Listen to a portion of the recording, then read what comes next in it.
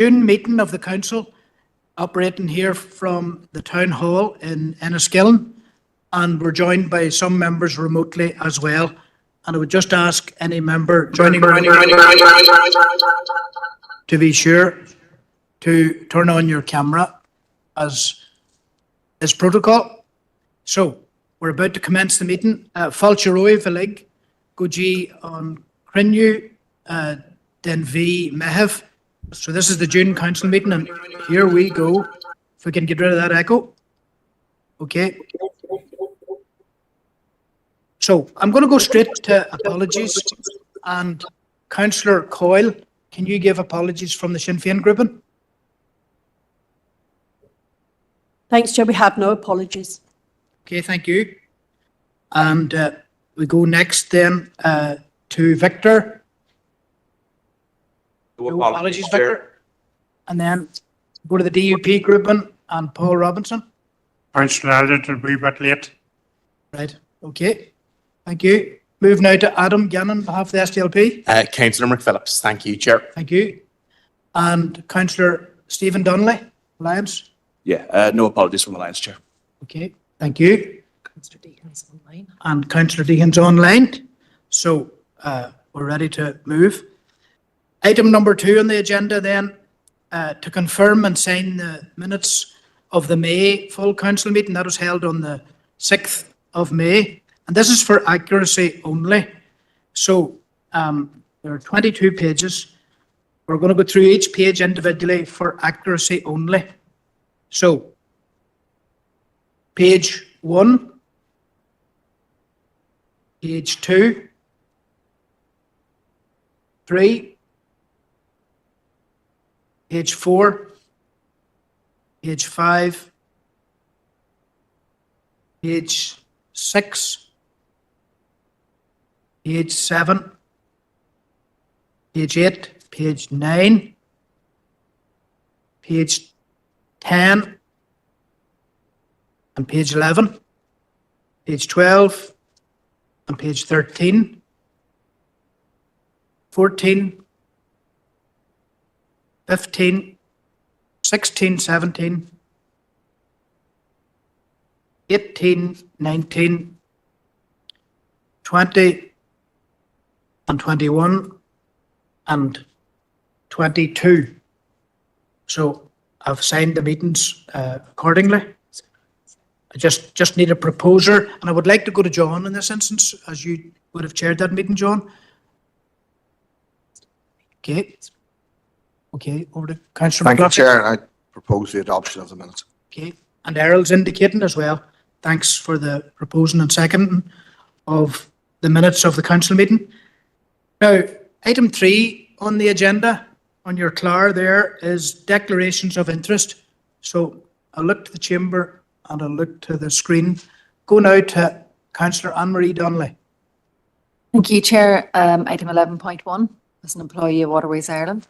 Thank you. Go now to Councillor Mahan. You, Chair, matter arising from item 5.5.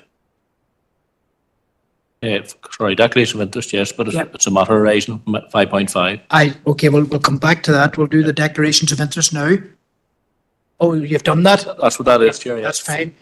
Thank you very much. Councillor Ovens. Thank you, Chair, and best of luck for the year and Shirley.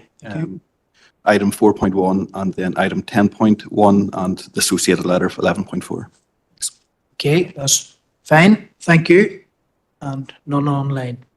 Okay, so that's item 3 dispensed with. We move now to matters arising. And again, that's those 22 pages. So matters arising from page 1, page 2, page 3. Okay, go to Alison. Thank you, Chair. Just in relation to page 3, we have a couple of items. Firstly, item 5.1. Members, you'll recall we had discussed last month the meeting with the Minister for Infrastructure, which has taken place regarding the Omagh flood alleviation proposals. But Chair, just maybe would refer members to the correspondence in your pack regarding St Lucia. So it's just to advise that while at the meeting, That correspondence had just been received, so members took the opportunity really to raise their concerns with the Minister and to request that any decision-making regarding the disposal process would be deferred to allow the council to complete work on the master plan of the site, which was the agreed position following a meeting with the previous Minister for Infrastructure, Minister O'Dowd. We did advise that the letter would be considered tonight at the council meeting. So if members were in agreement with that course of action, Chair, it would just be a matter of formalising that correspondence and sending through to the Minister, please. Okay. I'll go to Councillor Thompson. Thank you. Thank you very much, Chair. And thanks to our Chief Executive for outlining that. First of all, I'll propose to note the correspondence. I think it was a useful meeting with the Minister, DFI Minister, last week, and hopefully she's taken her points on board. But for the formality of it, I'm happy to propose what has been outlined by our Chief Executive, Chair. Okay, thank you. And have a seconder for that. Marty, do you want to press your mic? And Councillor McColgan.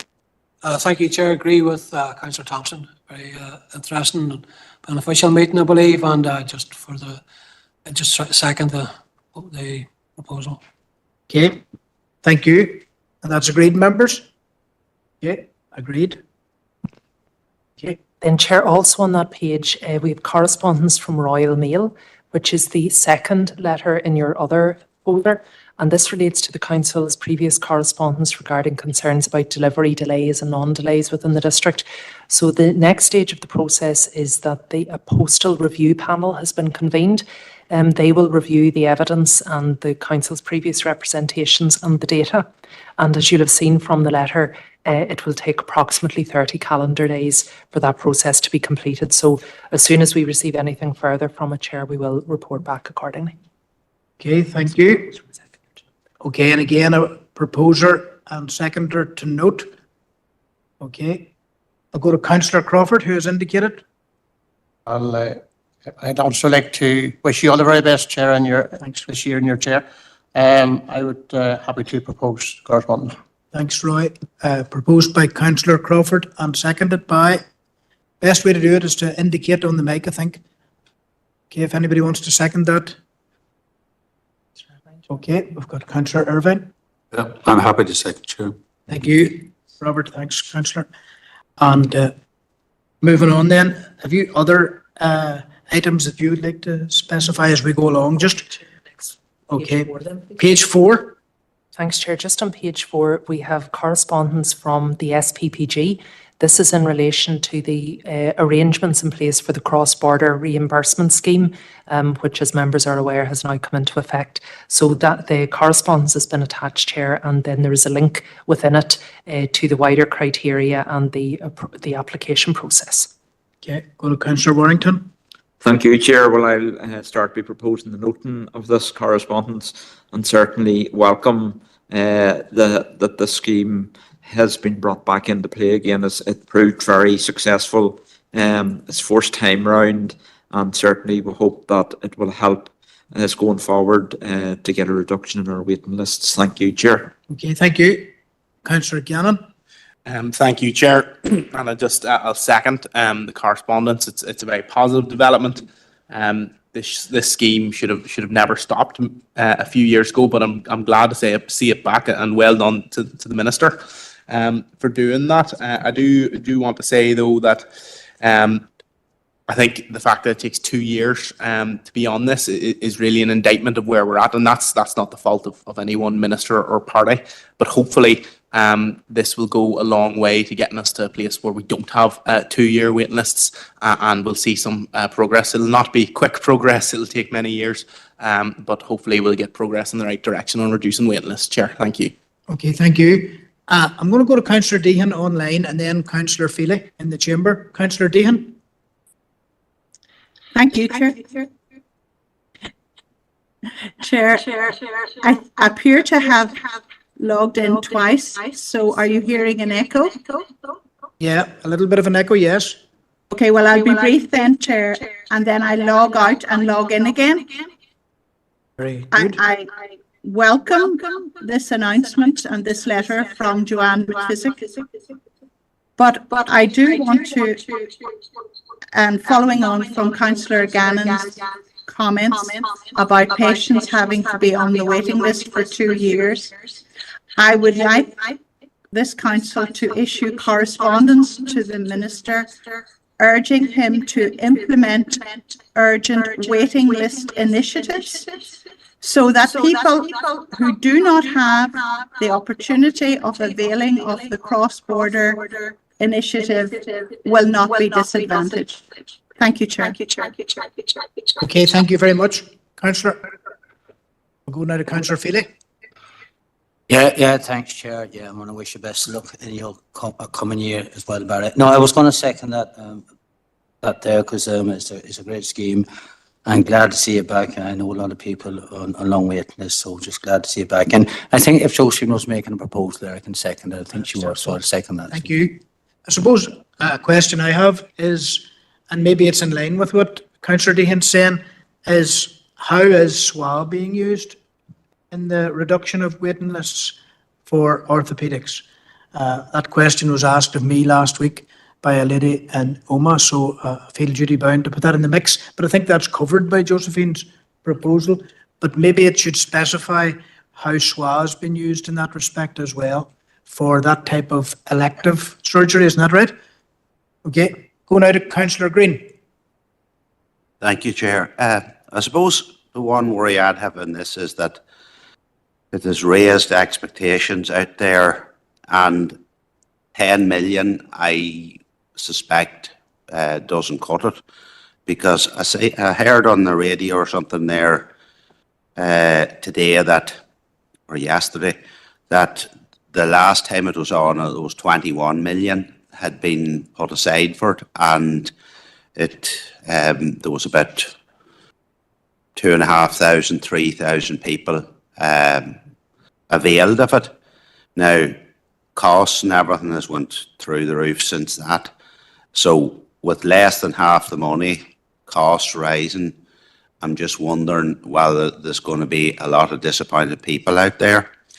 And I suppose the other thing, I think we wrote a letter, the Chief Executive might be able to confirm this, the last month when I was asking was the costs of this scheme surely would be almost cost neutral because of a lot of people from the south coming up here to avail. So did we ever get any word back on that? I presume not. Okay, thank you, Councillor. So, Chair, yes, we have written to the Minister about the cost and, as you say, if there's any balancing, but we haven't a response as yet. As soon as we receive it, we'll report it in, Chair. Councillor Irvine. Thanks very much, Chair. I mean, any initiative is to be welcomed in regard to waiting lists. I think an issue with regard to waiting lists are, I think the trusts themselves need to actually wash through all the waiting lists just to see the priorities that are still there, and those people that either don't need it or have sought help elsewhere. I think that's an issue that the trusts, all the trusts, would need to sort out as well. And there is an issue too, with all the initiatives that have been pump-primed from the executive down through the trust, there is still quite a substantial lot of people that don't turn up for appointments. And what that is essentially happening, we all know it is, it's actually tying up time that could be prioritised to other people that we can forward. So it's just general points, Chair. Thank you very much. Okay, thank you. Councillor. Okay, so we've got a proposal, or two proposals, I think, in the course of that. Proposer and seconder for both. Just clarifying, I'm sure Councillor Dehan is content to include the reference to how SWA might be used for elective surgery to reduce waiting lists as well. Just to clarify, where is that programme? Absolutely, okay, Chair. That's a very good addition. Thank you. Okay, thanks, Councillor. Okay, and that's agreed, members. We're going to move on then. Councillor Ovens. Sorry, Chair, just to declare on that last item and any letters to be sent. Okay, thank you. Mark, thank you. And page 4 then, continued. I'll go now to Councillor Robinson first off. It's item 5.4, want to come in? Okay. Assignment 5.5, Chair. Right, okay. And does that take care of one of your Yeah. urgent, relevant? We'll bring it in here now. Right, Chair. well, that's helpful. So 5.4 wastewater infrastructure, over to you, Councillor Robinson. There's a lot of talk about sewage being pumped out into the waterways in Northern Ireland here.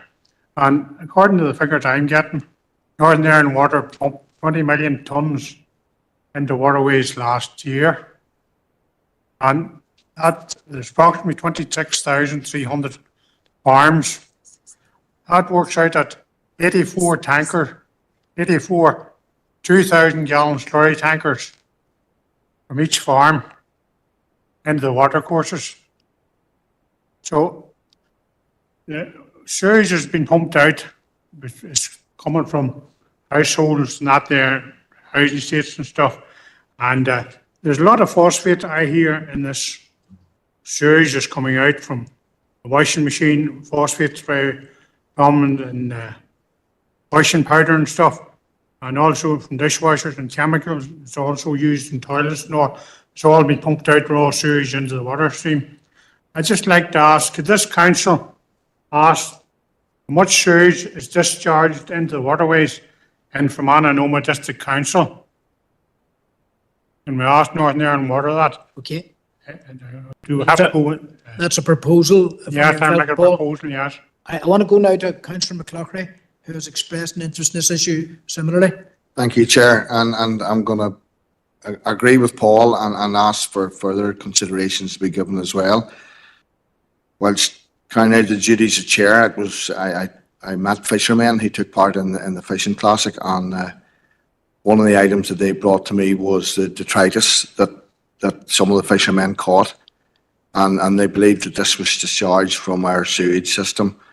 So I'm looking an assurance from Northern Ireland Water that all the appropriate meshes and nets and filters are in place. And also, is there a system, and I've heard Fergal Sharkey refer to this for some of the English water companies, and I believe there is there a way that they can actually measure the amount of overflow they are actually allowing to go in, which would be raw sewage, how much they are actually allowing at times of floods into Lough Erne? Because if it's going to affect something like the fishing classic, I think it's very important that it's accountable and they're able to say how much, so as we know just how much harm they are doing. And if Paul's happy to agree if that's included, I'm happy, more than happy to second his. Okay, and Paul has indicated his agreement, and you are a seconder for this. No, go now to Councillor Green. Thank you, Chair, and it's an issue that I have raised regularly too, as well as Paul and John.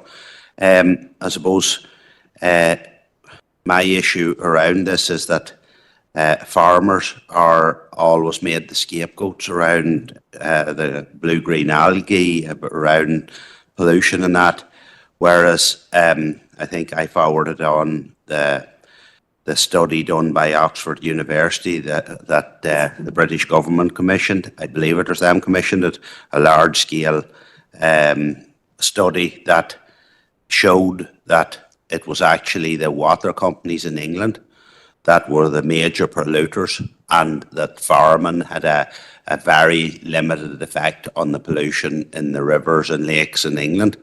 And I'm just wondering, is there any department even looking at that study, or are they all down the rabbit hole of blaming the farmers and trying to put them out of business around this? Because at the end of the day, NI Water is controlled, I believe, by government, and how can they then start putting on really high spec on farmers and costing them multiple tens of thousands buying equipment and that, while it's an arm of their own departments that's actually causing the vast majority of the pollution? I think it's outrageous, but I'm not sure where we go with that, but I definitely support the latter that has been suggested. Okay, I'll ask Alison to make a comment on that. Chair, maybe just in relation to Councillor Green's queries, obviously mindful there's a couple of consultations out at the moment. We could certainly write to the Minister of Agriculture to ask what cognizance has been given to the Oxford University study in relation to the modelling and the associated work. I think that would probably be the most appropriate home in the first instance, and then we can obviously follow through. Thank you. And I had mentioned a bit an item of any other business, but when we're on this subject now, I might just put it in here now, is in relation to the consultation that's out at the minute by the department. I think we have replied to it.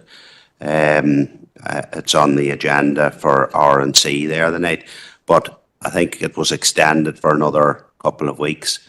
And but I know you can't. I think you can't meet the minister or officials until that consultation's finished. But could I propose that we actually look for a high-level meeting with either the department officials at a high level or with the minister around this? Because if these proposals that has been consulted on at the minute goes through, I believe that it'll be the death knell on a large section of our local farmers who will not be able to afford the compulsory things that's been put into this new legislation if it goes through. So can I propose that we look for a meeting? Yeah. Okay. Councillor Feely? Thanks, Chair. Yeah, I'll second that. Okay, thanks very much. Just check if Councillor Deehan wants in or if your hand's still up just from previous. Josephine, on this one?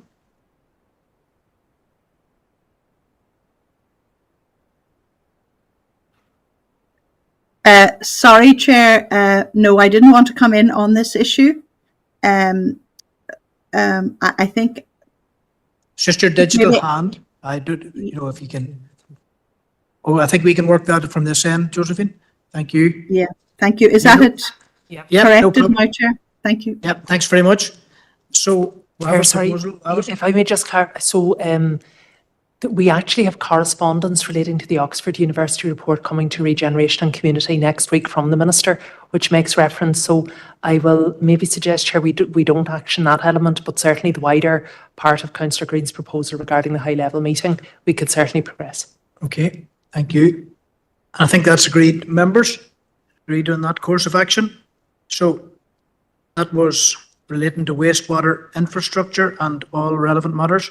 So page 4, item 5.5, Chief Executive. Yes, thank you, Chair. It's just to draw members' attention to the correspondence received from DFI, and this is in relation to Council's concerns just about the shipping containers in the vicinity of the Railway Hotel.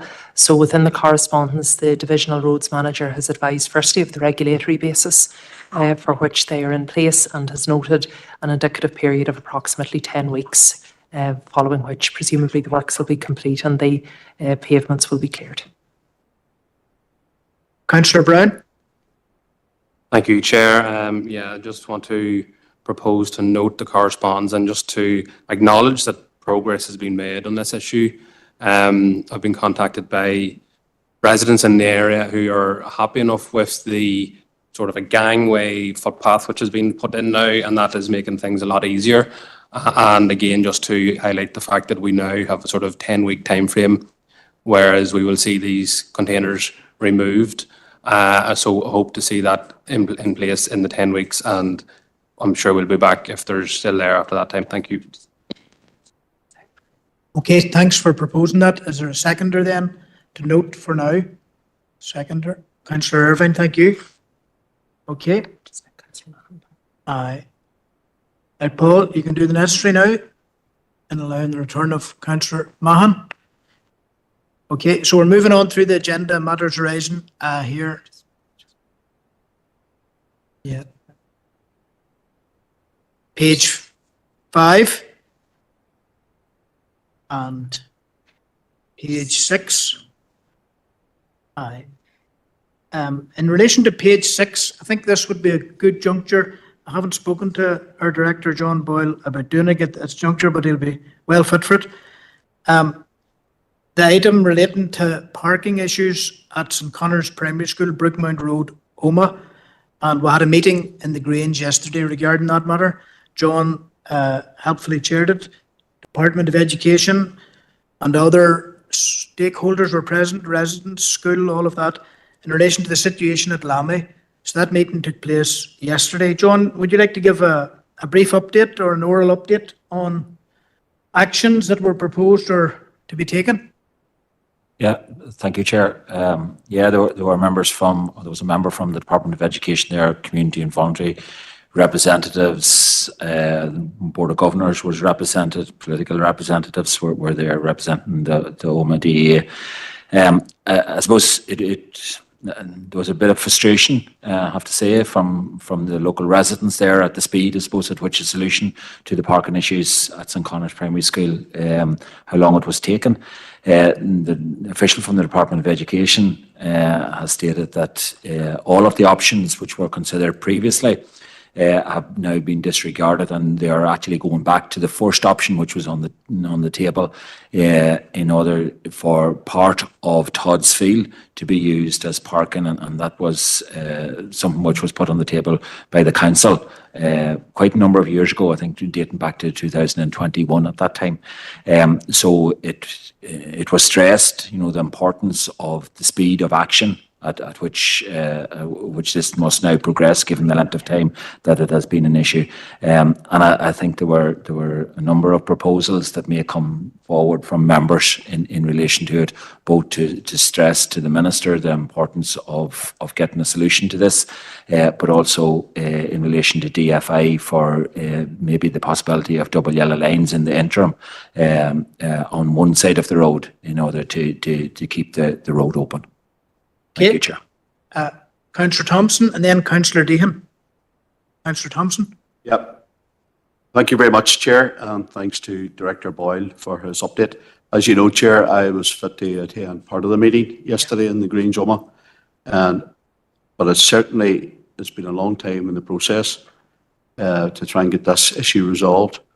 Parking issues have been ongoing there for a long, long time. You only have to be driving on the main Brookmount Road to see the bottleneck that it is. I'm not saying other schools aren't affected in the same way. If you look at all the schools around OMA, and it's a thing, it's as opposed as parents nowadays, they're there to lift their children, where in my day it didn't happen. But certainly listen to the concerns of the residents on Lamy Crescent and other estates around that area. There's great angst as to what's going on there. So I'm happy enough to propose that we send a letter to the Department of Education, to the Minister with regard to this issue, and also to the DFI Minister to see what can be done across the departmental way to resolve this issue. And it's ongoing for far too long. So I'm happy to propose that, and we see where we go from there. Okay. Thank you. Thank you, Thank Chair. you, Councillor Thompson. Councillor Deehan and then Councillor McColgan. Yes, thank you, Chair. And it really was a very valuable meeting that we had yesterday. And this is a matter that has raised a lot of concern, not only to the Lamy residents because of the severe inconvenience they have suffered over the years, but also it has raised significant health and safety concerns regarding the safety of the children who are being dropped off at St. Connor's Primary School. I think it's very regrettable that the initiative which the council took back in 2024 and their willingness to cede part of Todd's Field for parking provision, it's regrettable that that was not actioned at the time.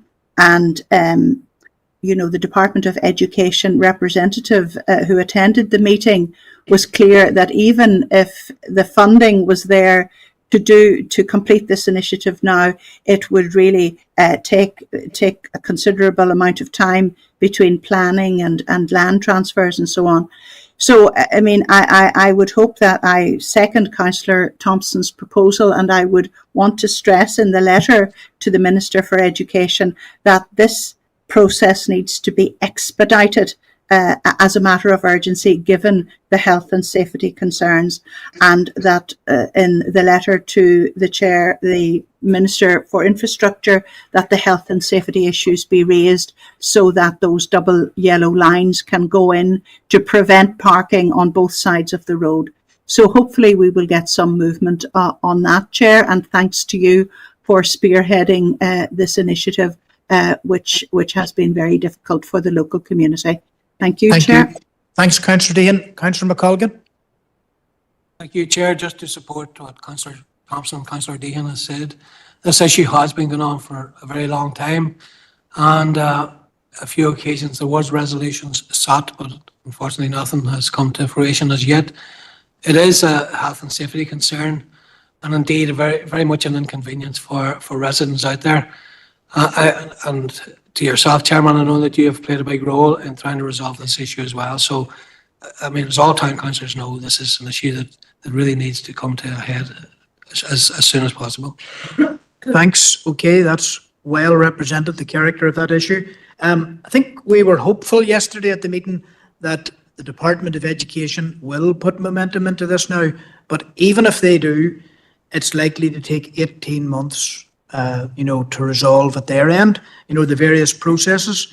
But then there was talk of this kind of interim arrangement, which we're going to revisit in the latter part of the summer, I think, John. We'll be revisiting that at the latter part of the summer. Yeah, that's correct, Chair. We agreed to have a meeting before the school reopens again for the new term. So yeah, hopefully towards the end of August we will have a meeting again. Okay, and I think I asked the Department of Education official present yesterday, who seemed enthusiastic about moving this forward, just pointed out that we stand ready as a council to lobby Paul Given, the Minister, on this, if it needs brought up in terms of minor works programme. So maybe if that could be incorporated into it as well, that we write to Paul Given as Minister, informing him that this is taking place right now, and if he can support us politically in the matter as well. So, okay, that's agreed. Councillor Deehan and Councillor Thompson, incorporate that into the proposal. Okay, thank you. Members? No one else. That's agreed, members. So we're at page 7. Okay, Councillor Evans. Thank you, Thank you, Chair. And it's that issue that straddles both pages 7 and 8, and it's the issue of the Fermanagh Lakeland Forum. Now, I don't intend to reopen the debate tonight. I mean, it has been well rehearsed in this chamber and other chambers before now, but the one comment I will make would be, I am quite uncomfortable, and I know a number of people are quite uncomfortable with the fact, or with the revelation really, that there was a public consultation report prepared but never published on the back of this number of previous consultations on that. But Chair, that's the other issue, or the issue I intend to raise tonight would be, and it's similar actually to the issue we've just talked about on parking on Oma. Chair, can we get an update tonight in terms of where we sit now with the car park at the Fermanagh Lakeland Forum? I know it's due for closure, and I know it was referenced briefly in a previous meeting at a previous subcommittee, the Capital Oversight Group. But could we get an update tonight, Chair, on where we sit with it? When is the planned closure? And importantly, how many car parking spaces does that mean this county town of Fermanagh, town of Enniskillen, is going to lose? Because I would really worry that, I mean, with the increase in fares and tariffs that were applied to both visitors and staff that work in Enniskillen, we are now on the verge of taking out a significant number of car parking spaces out of Enniskillen. So, Chair, it would be useful to get an update from the relevant director on that, just in terms of, the numbers and particularly the timescale, and also if there are any mitigations that the council's planning on the back of that. Because I would really worry, Chair, just in terms of the consequence and the implications for the town of Enniskillen. Thank you. Okay, thank you, Councillor. And obviously, if a report has to be taken back to a committee, it will. But otherwise, I'm going to go to John for comment on the questions raised by Councillor Evans. Thanks, Chair. Yeah, and there has been communication in relation to this, PR out in social media, whatever. The site of the Fermanagh Lakeland Forum will effectively close on the 16th of June. That's the date on which it will be handed over to the contractor, and it will be thereabouts or shortly thereafter when the hoarding will be put up. The car parking spaces, as we know them at this point in time, the hoarding will be from the entrance of the bus station right round to the 3G pitch. And so the full car parking spaces as we know them at this point in time will be lost. I suppose it should be pointed out that those are car parking spaces which were for the purpose of Fermanagh Lakeland Forum alone. In fact, I think there was one time where the council, and I think maybe in Fermanagh District Council's times, where we actually paid for parking attendants to go and ticket cars who were left there who weren't users of the Lakeland Forum itself. So those spaces weren't meant to be, or never were meant to be, for workers or for people who were shopping in the local area. We have noted in our correspondence out to the media all of the other parking locations that are in the town for use, and it is only at times of Christmas and so on where the full car parking spaces of Enniskillen are actually fully utilised. Okay. Thank you, Chair. Just the particular point on the number of car parking spaces involved, do we know? If not, that's fine, but just even a rough indication would be useful.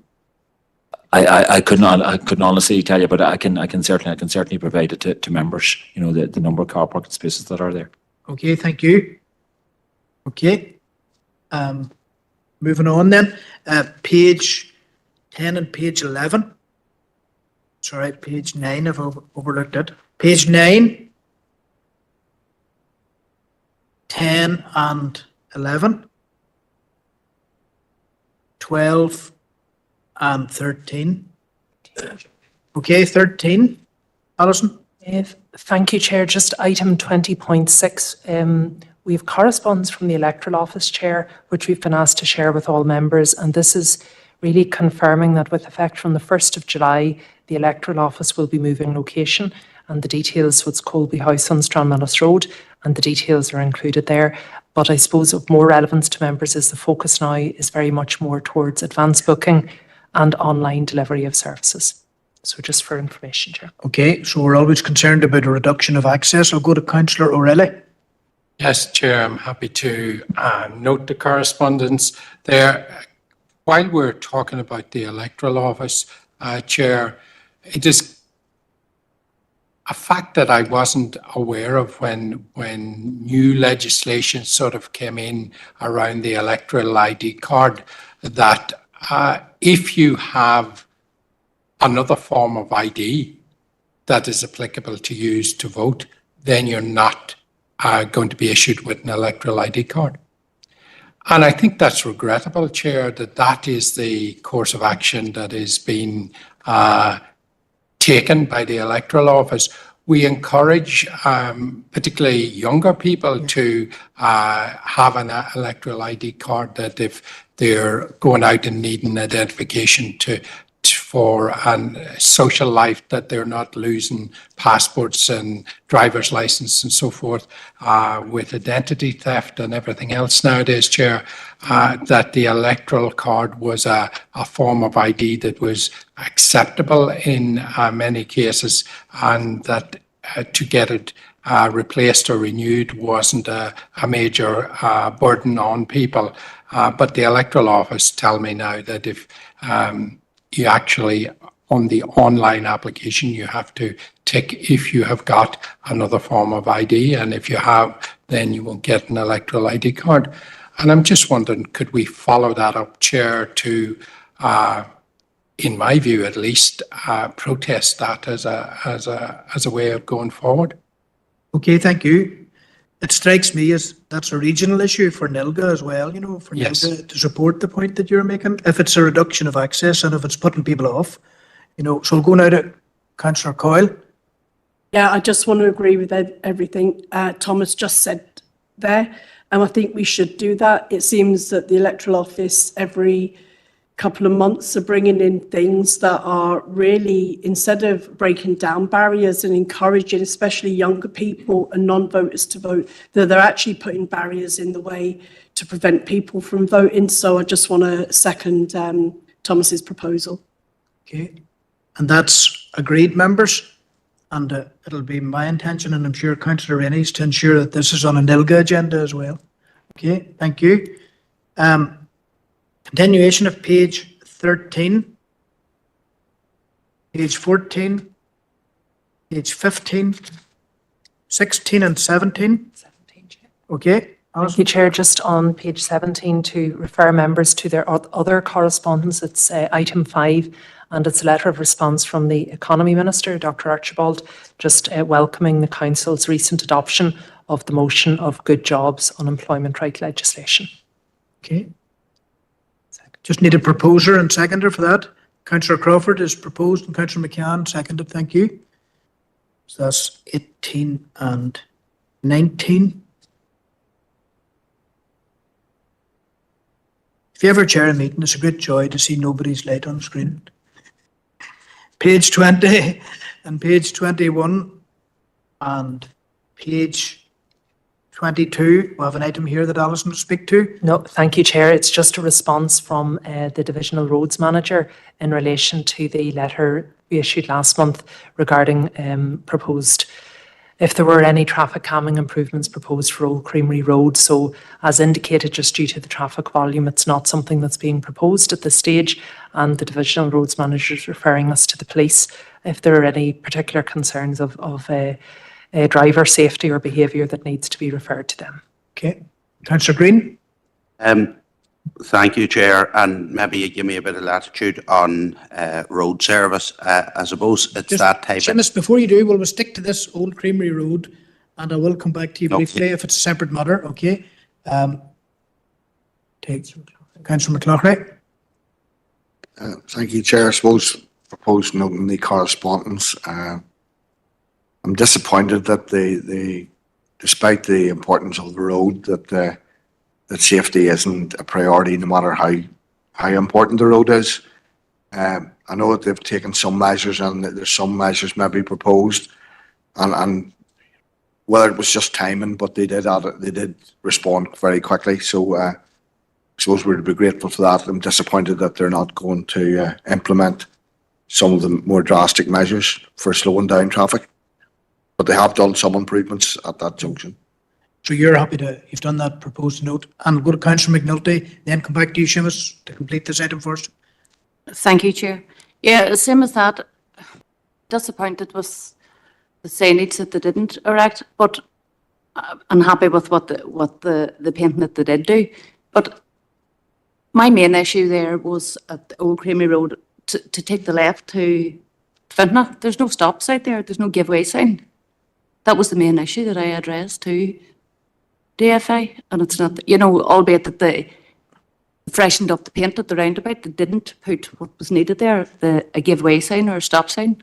So I would like to ask DFI to reconsider that again. Okay. Thank you. And that's agreed in your joint proposal? Yeah. Okay, thanks very much. I'm going to go to Councillor Green, then I'm going to go to Councillor Gannon, and it's not open season on a road near me, right? But we'll go to Councillor Green, and Councillor Gannon has indicated prior to the meeting. Councillor Green? There's a road near me that... Sorry, Chair. No, it's that time of the year again around road verges and sight lines, and I just want to maybe suggest that we write a letter to road service again and emphasise just how dangerous these sight lines coming out onto roads from side roads and that is. And I remember last year making a proposal that as a test case that Air and East would be used as a test case to cut the road verges early, where they were saying that was a bad idea, but I said that we should cut the road verges early and it would stop them. I'm not even sure what the name of them big white weeds that blocks the sight lines on corners and on junctions, and that would solve a lot of the problems. But that didn't seem to happen. But so I would suggest we write to road service straight away now and ask them to really push on with getting all them road verges cut as fast as possible, because they really are getting dangerous again. That's a proposal then. Okay. I'm just going to check with Councillor Thompson before Councillor Gannon that I think you may wish to second or become involved in this particular. Thank you, Chair. I want to be involved in this issue, but also to widen it out slightly. I'm happy to second Councillor Green's proposal and take on board what he said there. I want to widen it out to do with, it's that time of year again, with regard to the roundabouts in Omagh, the maintenance of the roundabouts. We're coming to that stage of the game again where we have Omagh Show coming up, tourists coming into our main towns. I want an update from Department for Infrastructure as to when they're going to get the roundabouts cut. I refer to one particular one in Omagh. Terex have done the roundabouts on each side of the town, as you were well aware, in the Derry Road side and out on the Ballygolly side of Omagh. But the one at the junction with the Derry Road and the Strathroy Link Road, that roundabout, I think that's about 4 feet high. I mean, it's non-acceptable. And I would, if Councillor Green's happy, if we can add in, get an update on the roundabouts in our district. And I've mentioned one in particular to see where they go with that. Okay, thank you, Chair, for allowing me in. Right, that was latitude. There'll be no more latitude. Right, okay. I have to go to Councillor Gannon next because there's going to be 11, 12 or 13 councillors will want in on individual roads, and this is not a roads meeting, but Councillor Gannon did contact the Chair and Chief Executive prior to the meeting.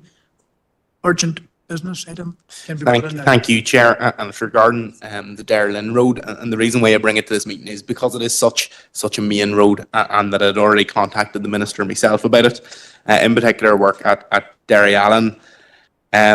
I noticed that the Minister in her correspondence with myself said it was included in the division's prioritised list of larger local transport and safety measures, but that it was unlikely to be delivered in the near future, which is very disappointing. But the point I think that needs to be made in this council should make to the Minister is that that isn't just a local road, that's a main road to Dublin for so many people. It's heavily, I would argue it's possibly the most or the second most trafficked road in the county, perhaps, and with the industry out there. And I would just like to propose that we write to the Minister of Infrastructure about this road to ask that it is given more than local priority. It's in a dreadful state. If you've ever driven it, you'll see why. It's probably unsafe to do more than 50 on it, and it's meant to be a straight main road to Dublin. And due to its significance in the area, that ask that it is considered for priority as soon as possible, Chair. Thank you. Okay, thank you. Now, other councillors are indicating it's getting a bit unwieldy here because everybody automatically wants to take advantage of this opportunity to raise roads. It's not scheduled. I'm going to give each of the three councillors half a minute each here. Rosemary Barton, Eddie Roof and Declan McArdle. And then I'm going to cut it after. Okay, Rosemary. Yeah, thank you. I'm just wondering if we could add to Councillor Green's proposal, if he would accept it, that we include the cutting of the vegetation around the signs. A lot of the signs are blinded with vegetation now and we can't see for safety signs, etc., etc. And also the painting of white lines on roads and the hatched areas, the turning right, especially the hatched areas coming up. Thank so you. white paint also. Councillor Roof, you're going to be quick. I will be quick. I just to echo that about the road signs. I've actually taken the matter into my own hands in Enniskillen, and some of the signs around the entrance in Enniskillen I've trimmed them myself because it's getting quite frustrating. But the roundabouts was an area in Enniskillen again that I was keen to get fixed. I know the plans are afoot. I was going to try and again do that myself or orchestrate something, but much more capable and competent people are on the task. So we hopefully await some positive news on that locally as well. Thank you, Councillor Roof. And finally, Councillor McArdle. Thank you, Chair. I'll second Councillor Gannon's proposal there to write to the DFA. I just want to say, since when I got elected as councillor to this chamber, I've been emailing the DFA regular about that road, Mackin, Derrylin road towards Ballyconn, the main Dublin Donegal road. I have 800 signed petition sent off to the DFA already. I've asked for clarification and urgent messages back when that road has been going to be done up because it is a death trap. Outside McCarry's shop, there used to be Keenan's shop.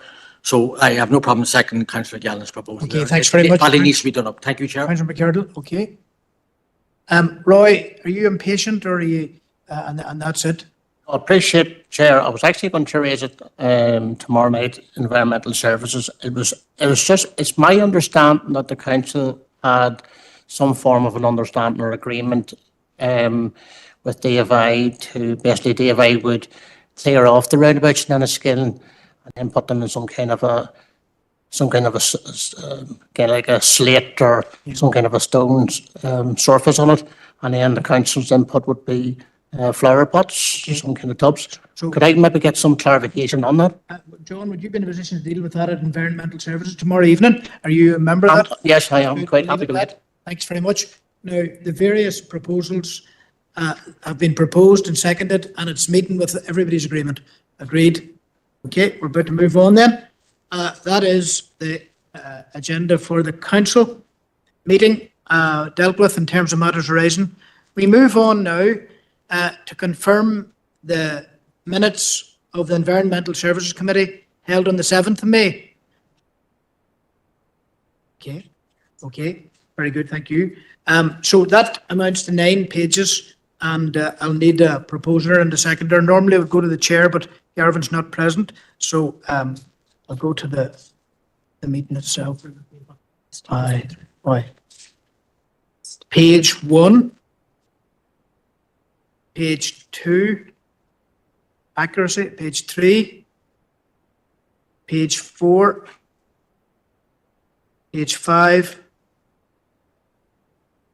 page 6, page 7, page 8, and page 9. Okay, I'll go now to Councillor Robinson. Opposed. Thanks very much, Paul. And have we a seconder for that? Councillor McGrath, thanks very much. And we go now to the matters arising in relation to this Environmental Services Committee meeting. So page 1, page 2, page 3, page 4. Councillor Evans. Thank you, Chair. And yes, it's page 4, item 5.2, and it's this whole issue of the household recycling centres and the proposal for the council to move to an online-only booking system. I mean, Chair, I've been on record before about being deeply uncomfortable, and in fact, actually, as it currently stands, I wouldn't support that move, and I don't support that move. But even, Chair, and I don't use this word lightly, but even what I feel was an underhanded way in which this council took the decision. It was taken, and even the fact, Chair, that whenever I raised this issue a number of months ago, councillors from other parties openly told me they didn't know the decision had been taken, but yet this council is proceeding that a decision has been taken, even though it wasn't subject to full and genuine debate within this council chamber. Chair, can I ask the relevant director, and I appreciate this may be better referred to committee, but ultimately we're the full 40 council, or 40-member council, so I think, and this is an important issue, so it's right that it's raised tonight. But can I ask in terms of, can we get a timescale for the introduction of this new policy? Because whilst I appreciate there are efforts underway. It's my understanding, Mark, that it's coming back to the committee, or has gone to committee. It's gone to committee. I know, funny, Chair, just before tonight I read the last committee, but I still struggle to see any details, actually any firm, hard and iron details in terms of it's going to be introduced from the 1st of December or the 1st of January. So a couple of questions, Chair. Timescale for introduction. What, and then even before we get to that point, how is this council proposing to engage? And this is something I find this council to be awful at, is engagement with local ratepayers. But how is this council going to engage with ratepayers in advance of this decision being implemented? I know the council will argue the decision has been taken, which I don't support, and it was taken again in an underhanded way. But how is this council going to engage with ratepayers and explain to them why they're doing what they're doing? Because that's a conversation I haven't heard at all yet. Okay. And then finally, Chair, just in terms, I know it's been referenced, I've raised it a few times before, but again, I struggle to get a hard figure. What costs have been set aside or what provisions have been set aside in this year's budget for this policy? Thanks. Okay. I'm going to go to Anne-Marie Donnelly now. Councillor Donnelly. Here, I want to call out the use of language, underhand decisions. I would object to that profusely, and I would ask the Chief Executive if she could pass comment on that, please. Thank you, Chair. Firstly, it's completely inaccurate. It's entirely inappropriate and it's totally wrong, Councillor Ovens. The matter has been discussed. The appropriate venue is the Environmental Services Committee. The information that has been requested, I believe, has been provided. If not, or if there's further gaps in that, the opportunity will, the Director can bring a report to Environmental Services. Any member can seek speaking rights for that committee. But it is completely wrong to suggest underhand or any other mechanisms around decision making. The member may wish to reconsider those comments. Okay. I'm going to go to Councillor McCann. Chair, further to that, we use that term not once but twice, and I also take exception to that. Maybe I invite the councillor to maybe elaborate on his remarks as to where this underhandedness is taking place. Maybe give us some evidence to that. Okay, and before I proceed down that road, I'm going to go to Councillor John Feely. There you are, John. Thank you, Chair. I suppose it could be a conflict of interest for some of the councillors that are on the environmental services. They can't come on and defend themselves, but I'd be happy to defend my councillors from my party on it. They went into a committee, they made a decision, there was nothing underhand about it, and I'd also defend council officials that would have been at that meeting as well. They wouldn't have been doing anything underhand. Maybe the problem is that the councillors in the UUP don't speak to each other and don't discuss these things in pre-meetings and after meetings and stuff, but in defence of the councillors and the council officials, I'd like to say they wouldn't have been anything underhand at all. Maybe he just doesn't understand how committees work. Okay, thank you, Councillor Feely. And go back to Councillor Ovens, but just ask him, Councillor Ovens, if you do wish to withdraw the suggestion that the decision-making process was underhand. No, Chair, I don't. I mean, I've raised before in terms of how it came to this council for approval. But Chair, I raised a number of questions, okay, which I haven't got answers to, and I know it could be raised in committee, but I'm asking them here tonight. I'm advised that a report will come back to Environmental Services Committee. Okay, thank you. Councillor Gannon, to close this. Just if it might already be in said report, but if not, consideration for like a bedding in period. You've probably already thought about this, a bedding in period where booking isn't necessary, but it's run at the same time, just to, maybe a wee bit longer on the longer end of that, because some of our residents aren't so tech savvy. Thank you, Chair. Okay, and finally, Councillor Mahan. It's also an item on this, Chair, but slightly different, so I'll let you deal with it first. Okay, I think Councillor Green wants to come in on this. Yeah, thanks, Chair. I suppose that going back to Councillor Ovens, he was also asked to give an example of what was on the hand, and he conveniently passed that by. So I would ask that he's given the opportunity to explain to the rest of us. He comes in and makes these sweeping statements, and then that's it. It's taken as gospel. But can he give a few examples on what he means by an on-the-hand decision, and just so that the rest of us know what way he's thinking? Yeah, Councillor Coyle. Chair, I'd like to ask if we can have a kind of recess for 10 minutes so we can discuss the comments that have been made, please. Okay, we've got a proposer to recess, Councillor Coyle, and seconded by Councillor McCann. And that's agreed, members? Or not agreed? Okay. Okay, so we have to take this to a vote now. Okay. We have a proposal from Councillor Coyle, seconded by Councillor McCann, that we go into an adjournment period, a recess, for a period of 10 minutes. 10 minutes, yeah. 10 minutes, which would be, it's 8 o'clock now, so it'd be 8:10 when we'd resume, but we have to go to the vote, don't we? Okay, so is there dissent? Is there dissent to that proposal then? Okay, right, sufficient dissent as to merit a vote. Okay, set that up.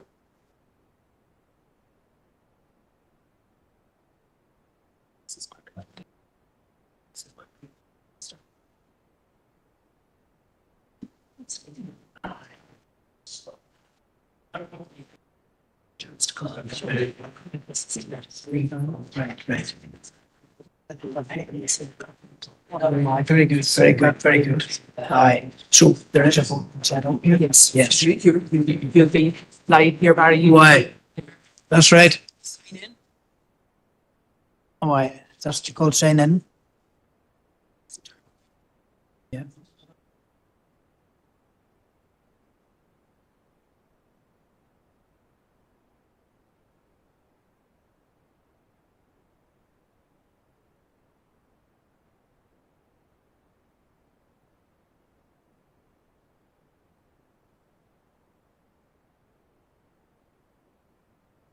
Okay, members, the result of that vote is 24 for, 7 against and 5 abstentions. So we'll enter into a period of adjournment or recess for 10 minutes as of now.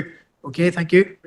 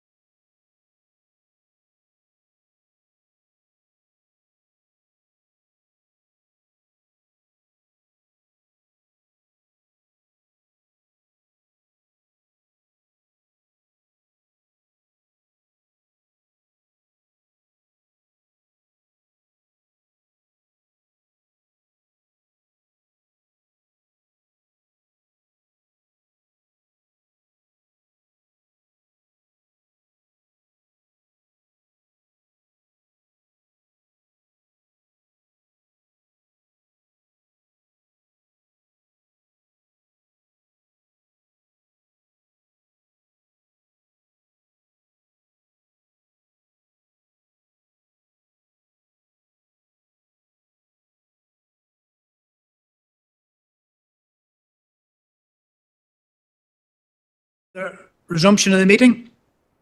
Thanks, Donald. That's great. Okay, just as chair of the meeting, I have to reflect that there's major concern within the council at Councillor Ovans's reference to underhand methods for decision making being implemented in this council, and it comes after a series of concerns. I'm hearing that councillors in some cases feel very strongly that the council has been brought into disrepute and has been undermined in this matter. And I'm going to offer Councillor Ovens the opportunity to retract the underhand allegation. Thank you, Chair, and I appreciate the opportunity. I mean, I just had a quick look. The dictionary definition of the word underhand is something being done in secret. Now, I'm not going to go into the details because the minutes, I appreciate, are confidential, but on the 2nd of October last year, this council, in confidential, and I remember raising the issue why it was being... I've given you an opportunity, Councillor Ovens. Took this decision. And for no good I have to basis. move on. I have to move on, but I've an indication from Councillor Coyle. Thanks, Chair. Well, the first thing is I was going to ask if Councillor Ovens wants to reply to Councillor Green, if he has a reply on that first, and if we can see that, and then if I can come back in then, please. Okay. Chair. Councillor Ovens. Thank you, Chair. And just exactly as I just said, this decision was taken in secret because that is what confidential is. Confidential isn't secret. Okay. So this decision was taken in secret when it had no real basis to be taken in secret. Okay, Councillor Ovens, I'm going to go back now to Councillor Coyle. Chair, under Standing Order 25.3, I'm proposing Can you press that the your mic? member, You're on. Councillor Ovens, can't be further heard and to be silenced for the rest of this meeting. Okay, just restate that, Councillor Coyle, please. I'm proposing that under Standing Order 25.3, that the member, Councillor Ovens, can't be further heard and to be silenced due to his offensive behaviour in the council chamber. And are you referencing that proposal? Standing against Order a 25.3. Okay, particular. Okay, in relation to the underhand comment? Yes. Okay. Councillor McCann? Chair, well, it's deeply regrettable that we have to go down this road. You know, tonight, Councillor Ovens twice accused this council of being underhand. And while councillors here, you know, we've got thick skin, or we're meant to have maybe a thicker skin than the general population, that doesn't apply to our hard-working and dedicated staff who are facing these slanderous and scandalous remarks almost on a monthly basis now, and it's not sustainable. You know, Councillor Ovens had the opportunity to withdraw them remarks a number of times tonight. He refused to do so. So I'm going to second Councillor Coyle's proposal there, Chair. Okay. So I've got a proposer and a seconder, and obviously I have to roll the meeting for other views. Councillor Warrington? Okay, not other views, but I'm going to go to Councillor Warrington. Okay, point of order. Okay. Whenever I press this screen, it's not coming up as red on my screen, but you're on. Okay. Thank you, Chair. Sorry for cutting in. Under 25.3, whenever it's proposed and seconded, it moves straight to a vote. Okay. No debate. Okay, I'll honour that. Okay, thanks for the help there, and I'll honour that. So I'm going to put the proposal to a vote, and that means that a vote will be set up. Okay, a vote will be set up. There will be some people voting online and the majority in the chamber.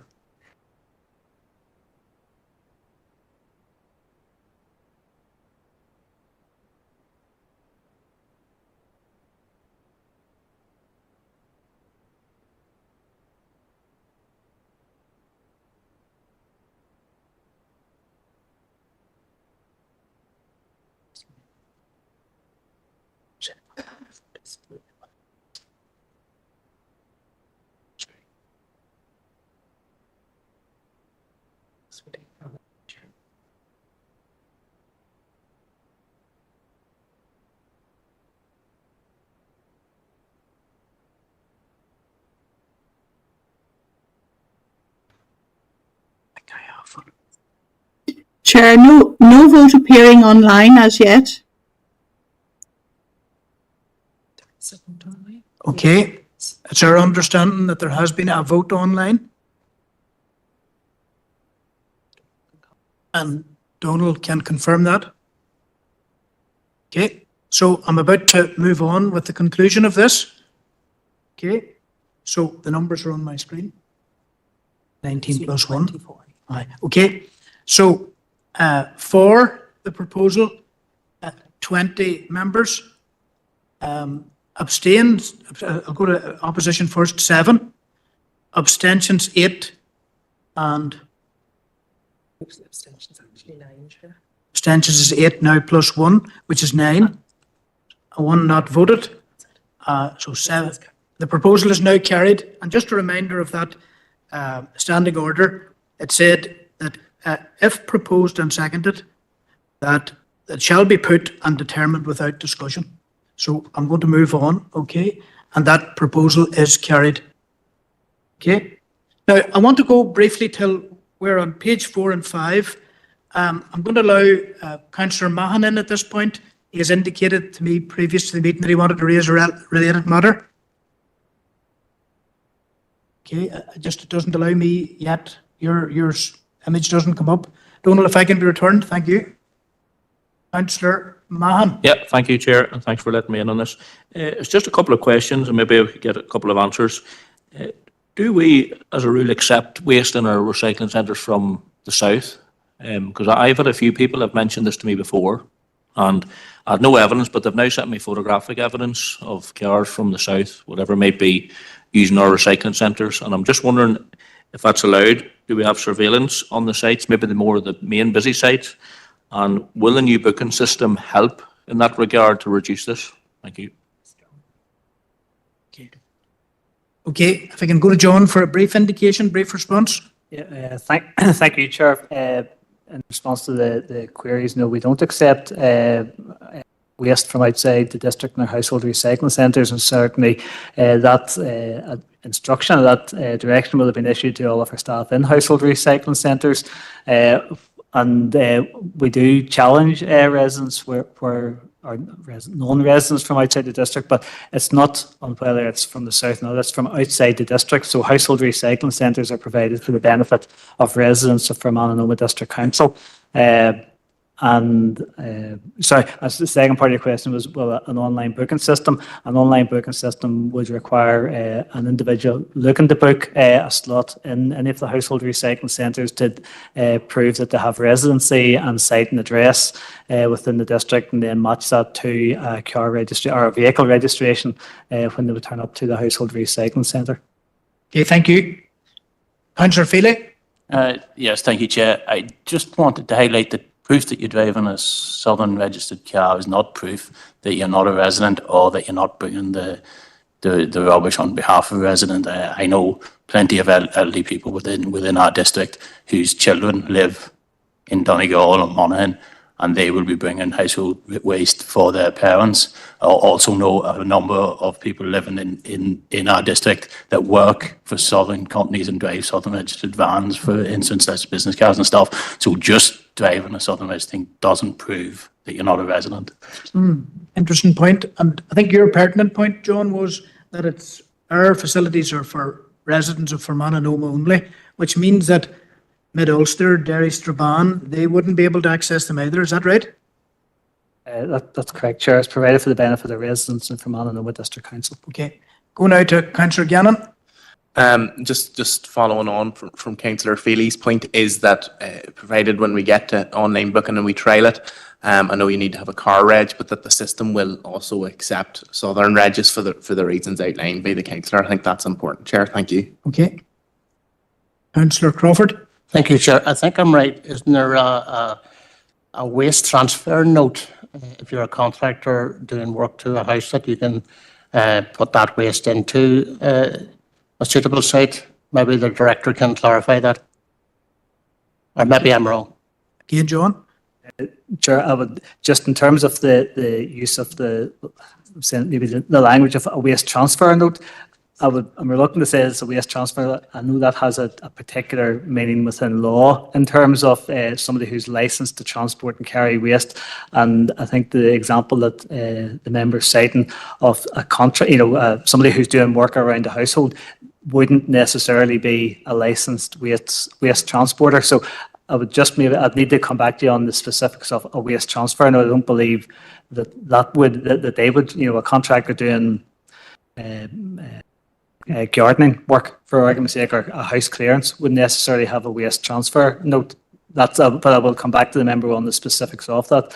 I think the point that has been discussed previously would be where you may have somebody providing a contracted service to a resident, and they will assert that they're transporting waste that's domestic waste, but nonetheless they're providing a contract and paid for a service.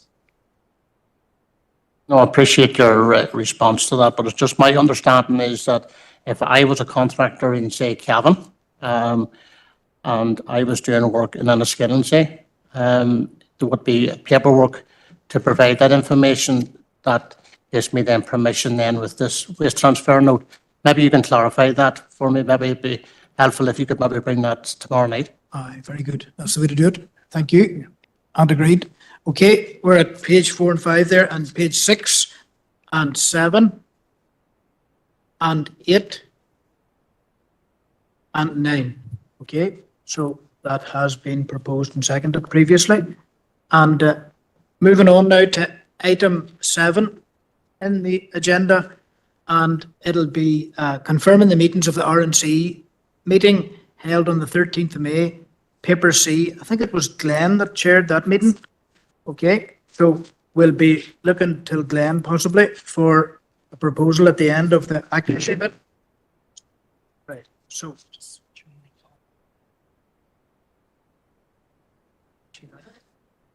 That's great. So RNC page 1 for accuracy. Councillor Gannon. Thank you, Chair. Obviously, the chair of the committee wasn't there, but I did send in apologies ahead of that meeting, if that could just be amended and recorded. Thank you. Thanks, Adam. Okay, happy to do that, everybody. Members agreed with that. And page 1, page 2. Just take that. Page 3, page 4, page 5, page 6, page 7, 8, 9, 10, 11, accuracy, 12, 13, and take a proposer and seconder for that. Councillor Campbell proposes and seconded by Councillor Thompson. Thank you. So go now to matters arising from that. And Adam, can you switch off your mic, or do I have to do it? It's not. Off. It's on the screen. It's on the screen as if you're on, but I will try to resolve that. That's okay. Thank you. Page 1, page 2. Councillor Warrington. Thank you, Chair. Just on the item 4.1. Basically, we're getting to the time of year again where there's a discussion always arises about the fireworks.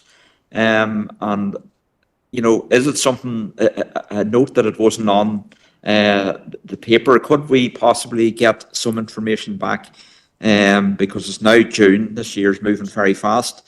Could we get some information back, hopefully before our summer recess, on the possibility of looking at incorporating fireworks into our both Enniskillen and Oma, because obviously we were dependent on a private company to provide the fireworks last year in Enniskillen, but they weren't available, or there was nothing available in Oma. Now I appreciate that fireworks is something in probably 20 minutes. That's it.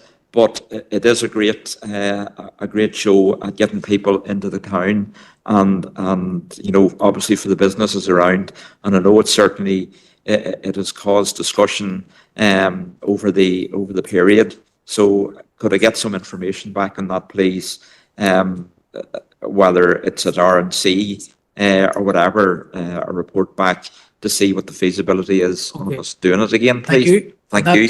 That's where we'll deal with it. We'll deal with it at RNC. That's where that will happen. Page 2 and page 3 and page 4 and page 5 and page 6 and page 7, 8 and 9, 10 and 11, 12 and 13. Okay, members? Aye. Aye. Victor, can you just turn your mic on and off, I'm told? It might remedy what's happening on my screen. Okay. Sorry, Chair. Okay, Chair. Councillor Dehan, Councillor Dehan. Chair, I do apologise. I'm having technical issues online tonight, and I think it was because I somehow managed to join the meeting twice. But I had actually indicated for page 10, item 7.3, to ask you if this would be an appropriate time, an appropriate point for me to raise my item of AOB? Yes. Or do you wish to defer it? No, I'm happy to take it now, Josephine, if you want to proceed with item 7.3. Yes, thank you, Chair. Thank you for allowing me to raise this matter. And it's appropriate to this agenda item. And it is really in respect of the decision by the Department for the Economy to grant 7 prospecting licenses to mining companies in Derry, Tyrone, Fermanagh and Armagh, despite a large number of objections, including our own council, who are on record as opposing this. And I just wanted to request that this council consider, either separately or jointly with other councillors, in mounting a judicial review against that decision, Chair. I realise this is not the time to debate it tonight, but could I ask that if the council is in agreement, that matter would be placed urgently on the agenda of an appropriate upcoming committee? Okay. Thank you, What I'm Chair. going to do is I'm going to seek guidance in the first instance from our Chief Executive. We may even need legal guidance, but we'll go to Alison first. Chair, the proposal, if it is that the matter would be referenced on a suitable agenda, it would be the Regeneration and Community Committee agenda. What I am mindful of, Chair, is those reports and papers are largely finalised, so it may be that information would have to follow. I think, and I do appreciate Councillor Dehan has referenced this in her comments, that if this was something the council is minded to explore, I would have thought you will certainly need some legal advice to inform any associated decision, and that would take a little time. My recollection is that the date was in and around the 8th of May, I think, when the licences were granted. So we would we would have time to report on the matter in July, which would maybe allow for some considered legal advice. Certainly in relation to the potential to join with other councils, it's something that we would obviously have to engage with colleagues and to clarify what their respective positions is. From memory, Chair, I would need to look back. I think there are 3 licences specific to the Fermanagh and Omagh district. There may be some that straddle neighbouring council districts, but that could also be clarified. So just if the proposal is that we explore the options available to us and report to the appropriate committee, that can certainly be pursued. Okay, and the word proposal has been mentioned, so I'm going to go to Councillor Donnelly now. Yeah, Chair, I mean, if Councillor Dehan is content with that proposal, I certainly would be supportive of it. I think that there's been a significant amount of concern expressed at the fact that these have been granted against the backdrop of substantial public concern and overwhelming opposition. And so I think that it would be wise, just given the level of concern within our district and the extent to which this does impact our district, if we explore all options that are available to us to be able to respond to this as robustly as is possible. Okay. So I'd be happy to second. Okay, and Councillor Green.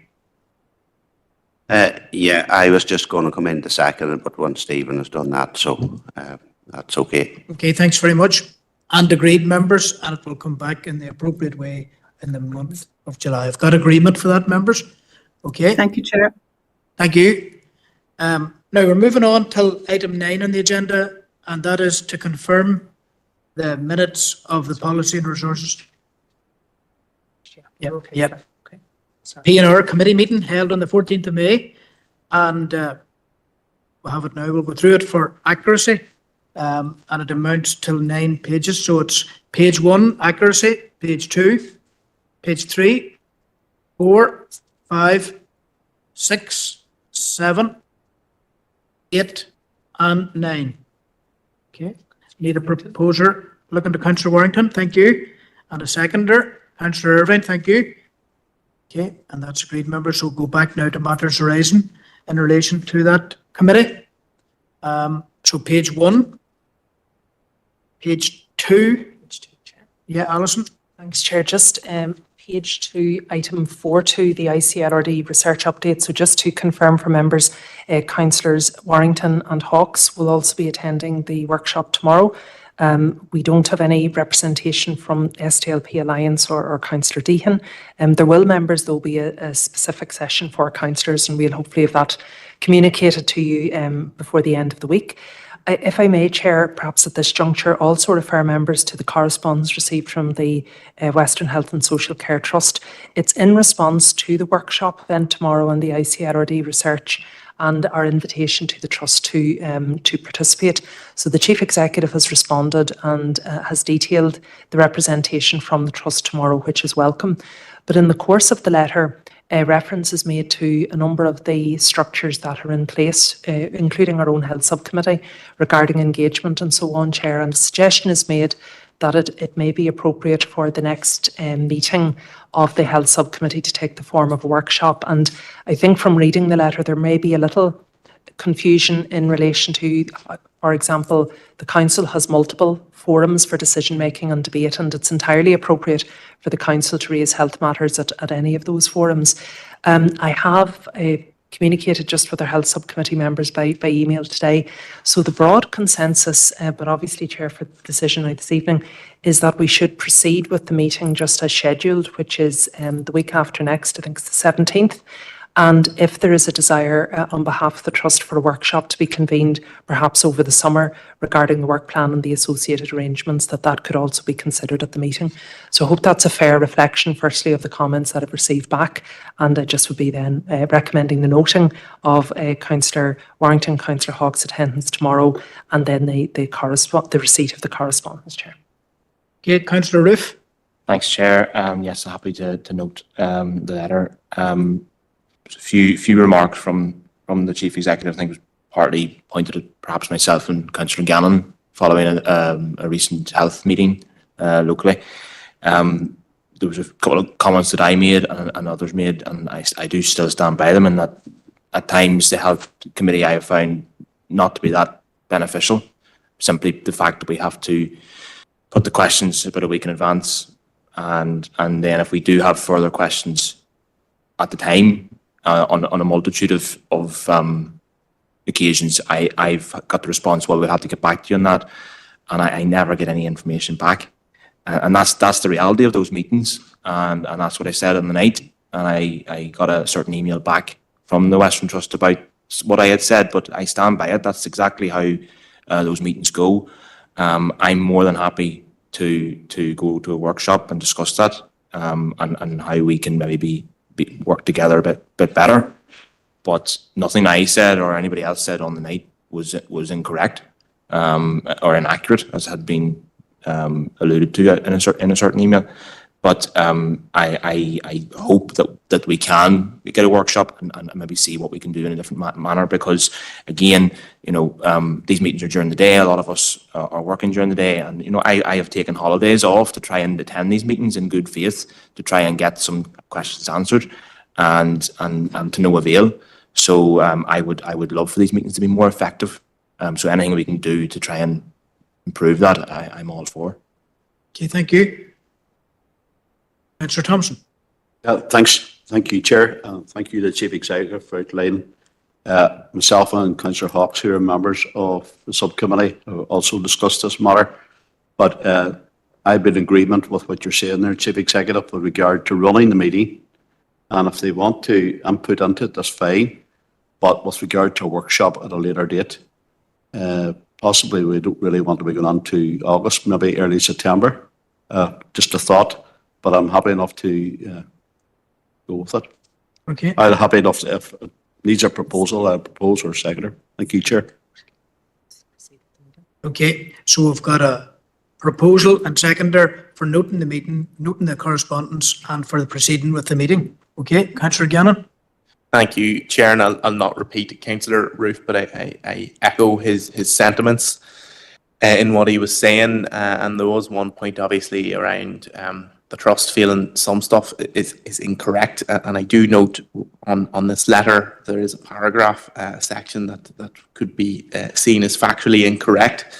The third page, third paragraph around recategorisation of the Southwest Acute Hospital, they've said that there will be in this that there'll be no change, it will remain an acute hospital, but the recategorisation removes the definition of acute hospital completely, and the general hospital definition, which the SWA is proposed to fall under, does not meet the current definition of an acute hospital. So I would say that perhaps there's a bit of an inaccuracy there, and that's something that we should whenever the consultation reports back and final findings from it, we should keep an eye on and try to keep fighting for it, Chair. Thank you. Okay. Am I right in my understanding that there's some attempt here to restrict when and where you can raise health issues as well? Do they want it funneled through the health committee and you're not allowed to raise it here? Is that what's being attempted? I'm not sure. Councillor Green? Yeah, thanks, Chair. I suppose I remember when this subcommittee was being proposed to be set up. I wasn't on the previous working group or the subcommittee, but I remember the debates around it, and there was some councillors, and in hindsight, quite rightly, was pointing out that if we went to a subcommittee, we wouldn't get the answers that we're asking, and where the working group, the trust was far more forthcoming in that, because there was no official minutes being taken. It wasn't an official record, so it was easier to get answers out of them on certain issues. So I know it was this council and some of the previous ones in the mandate that argued very strenuously to put it to the subcommittee, because they were saying, that there needs to be openness and transparency and all that, which was a very, very noble thing for them to be saying. But it didn't work out that way, and there was some people pointing that out at the time, but we went on anyway. And now as a council, if we're not attending them, I suppose that reflects badly on us too. So I'm just wondering, should we reflect on all of this? This the thing of unintended consequences, but this was pointed out previously, so we can't really say we didn't see it coming. Okay. Councillor Warrington? Thank you, Chair. I'd like to agree with my fellow Ernest Councillor Green. At that time, that it was made into a subcommittee, we did voice concerns, because I think certainly prior to that, we did have quite a good working relationship with the trust, and it wasn't a case, that there was any discussions underhand or anything basically that we shouldn't have been talking about. But it was certainly it was a lot more open and transparent meeting with the trust and ourselves prior to making it a subcommittee. Personally, I think it was made a subcommittee where it was online and the minutes were produced, that the trust did come up a bit, and they weren't as forthcoming with answers as they were previous to that. So certainly, I don't know if this is something that can be looked at again. If we can revert back to just an informal discussion with the trust, it's certainly something I think we should look at. Thank you, Chair. Alison? Okay, no, Chair, thank you. Maybe just by way of a couple of comments. So firstly, the structure is the council's and entirely therefore at the discretion of members as to how you would like to proceed. I think it's important just to note probably, Chair, that so previously it was a health services and social care advisory group, but there were formal minutes for those, and those minutes were all reported through the normal channels. The only difference is, as a couple of members, Councillor Green, Councillor Warrington, indicated, once you move to a subcommittee, then you're streaming the live arrangements. So, but there were always a written record of the proceedings. If I'm interpreting correctly, Chair, there's probably a view, certainly, to go back to Councillor McElduff's comments, I think that it is entirely at the discretion of the council when and where you raise health-related matters, be that at the council, be it at a committee, be it at the subcommittee meeting. I do appreciate the trust is structured in a slightly different way, and we have also, through our previous chairs, Councillor O'Reilly, Councillor McCloughy, and you from the month of June, Chair, engaged, I think, constructively in the Strategic Development Group for SWA. So I think if I'm interpreting correctly, Chair, we proceed with the meeting as scheduled for June, and sorry, it's in a couple of weeks. In the course of that meeting, we can make arrangements for an informal, just a workshop or a discussion around what the best structures are, how we actually maximise both participation and input, and I suppose how we ensure the breadth of health issues are actually discussed, and that members have the flexibility, maybe without the extensive advance notice around questions. I think it's important, though, Chair, probably to put for the record that the time of the meetings was actually proposed by the council. So we haven't actually ever proposed a different time to the trust, and I imagine they would be amenable if the council wishes to change those times. So I think that's, as I'm reading it, that we proceed as normal then in a couple of weeks, and then we report back in due course it would be to Policy and Resources as to what our preferred option would be. Okay. Councillor Coyle. Yeah, just to 100% support what Alison just said there, and I think some of us have replied similar in email earlier on today. Thanks, Debbie. Okay, so that's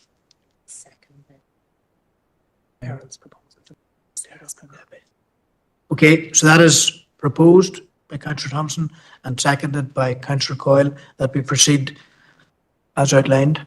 Okay, thank you. Now, page 3.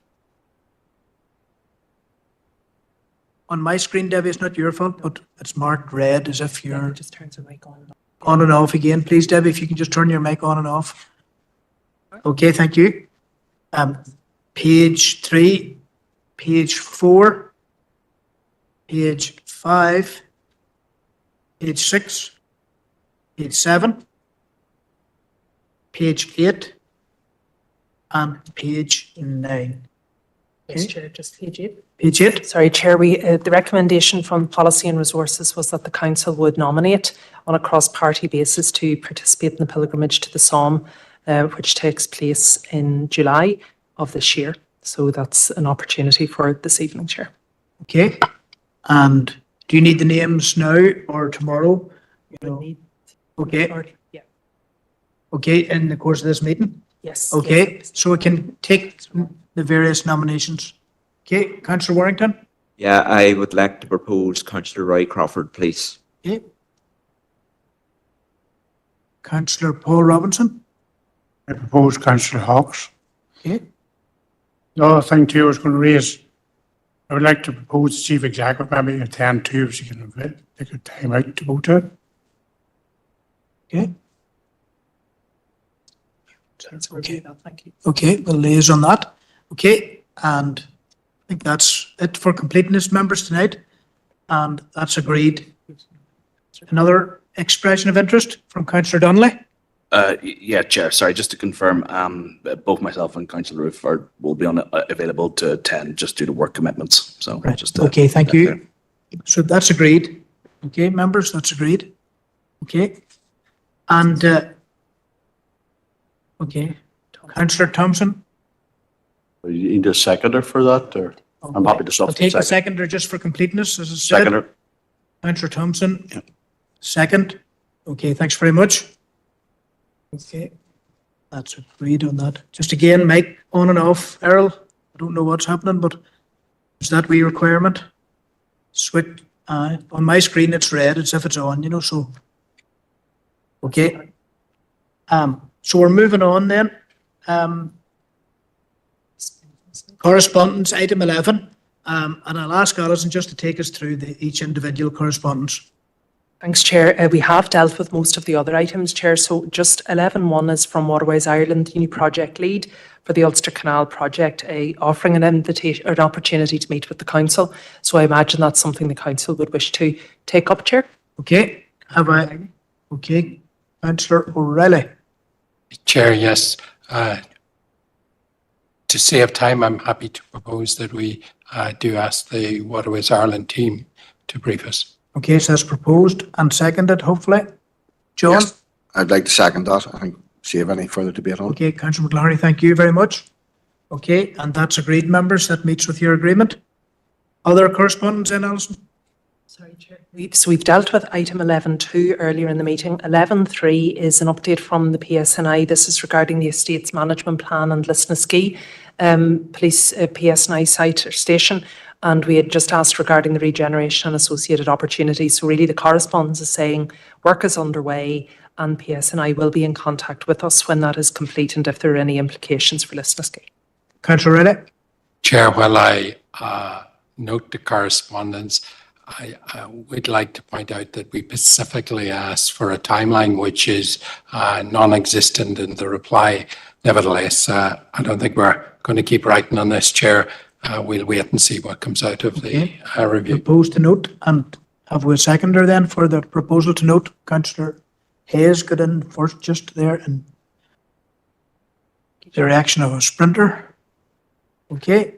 So thank you, Chair. We're just moved in now to other correspondence. So all items really have been dealt with bar the letter from the from the Department of Agriculture, which is the fourth item in your other folder, and this is proposed new rules for selling and supplying puppies and kittens, and it's notification of a consultation. Closing date is 25th of August, so we will be drafting a response, Chair, and that would be coming to the July Environmental Services Committee meeting. So just for noting at this stage, I suppose, would note fairly far-reaching proposals here, and we would also be hoping maybe for some regional support and comment on the overall response. Okay. I'll take Councillor McGrath's proposal to note, and I'll take a seconder to note. Councillor Irvine, thank you. And that's agreed, members, for the purpose of this evening. Okay, no other correspondence. Okay. So item 12 then, we're going to consider delegating council powers to Environmental Services Committee. And what's that in respect to, Alison? Sorry, Chair, that is just in relation to the draft response on the consultation impacts of the water environment call for evidence. And again, the deadline is dictating the requirement for council powers, which is why that's being requested. So that's for tomorrow night. Thank you. Councillor Irvine? Happy propose both 12.1 and 12.2. The next one is delegate the powers. Thank you, Chair. And the second one is to Policy and Resources Committee. Again, Alison, that's on a benefits paper. Yes, they're all consultation, the first two consultation responses. So again, that's a deadline. And then the other two, the annual governance statement and the draft financial position for policy and resources are set in statute. So it's the end of June that they have to be confirmed, hence the request. Okay, so 3 matters being delegated to the Policy and Resources Committee and 1 to Environmental Services Committee. It's been proposed by Councillor Irvine. There is a seconder, Councillor Anne-Marie Donnelly, thank you. And that's agreed, members. Okay, thank you. Now, we're going to move now to the motions section of the meeting. So we have 3 motions. First one is... Chair, sorry. Councillor Yes, my apologies, Chair. I think I better declare an interest in motion number 3, which refers to houses of multiple occupancy, of which I and my husband are proprietor of one such house. So I'll not participate in that debate, Chair. Thank you. Okay, that's noted, and thank you. Okay, so we'll go now till Councillor McCann, who's going to propose a motion in relation to presidential voting rights. Councillor McCann. Okay, Chair, thank you. So, yes, so on voting rights for the election of the President of Ireland, I am an Irish citizen. I carry an Irish passport. It is the exact same passport held by other Irish citizens, whether it be in Wexford, Donegal, Cork or Kerry. On page 2 of my Irish passport, the words read, "It is the entitlement and birthright of every person born in the island of Ireland, which includes its islands and its seas, to be part of the Irish nation." Now, whilst many and the majority of Irish people living in Ireland do enjoy these entitlements and their birthright, many others living in the 6 counties do not. Partition has disenfranchised... Just call the meeting to order, please. There is too much noise to my left right now. Just give Councillor McCann the courtesy of listening, please. Thank you. Carly. So partition has disenfranchised us in the north from these rights. For example, to have our say when the rest of the country are voting to elect our head of state, Electoral on the Heron. Sinn Féin have been highlighting this democratic deficit now for many years. It is appropriate that we raise this in this council chamber this evening, as the rest of the country will go to the polls later this year to elect a new president, whilst here in the north we are excluded, and it's unacceptable, unsustainable and even farcical, some might say. For example, the former president Mary McAleese from Ardoyne, who held office from 1997 until November 2011, could not vote for herself. Martin McGuinness, who contested this election in 2011, couldn't have voted for himself because he was from Derry. 2003 saw Tyrone overcome her neighbours Armagh in the All-Ireland final in Croke Park. Not one of either team could actually vote for the head of state. There are many other examples as well, Chair. Last month, the Assembly historically voted in support of extending presidential voting rights for Irish citizens in the north. And it has to be welcomed that the Taoiseach Simon Harris has indicated that he was supportive of the principle, and he committed further to engage with government colleagues in relation to this matter, including the Taoiseach. Very welcome, however, we need actions. No Irish government will ever again leave Northern Irishnists behind, was the comments from the former Taoiseach Leo Varadkar. Actions or lack of say otherwise. The time is now for this Irish government to address its democratic deficit and set the date for a referendum on allowing the hundreds and thousands of Irish citizens living here in the north to finally have their say in Irish presidential elections. 12 years have passed since the Constitutional Convention in Dublin voted overwhelmingly by a margin of over 78% in supporting of extending voting rights to Northern Irish citizens.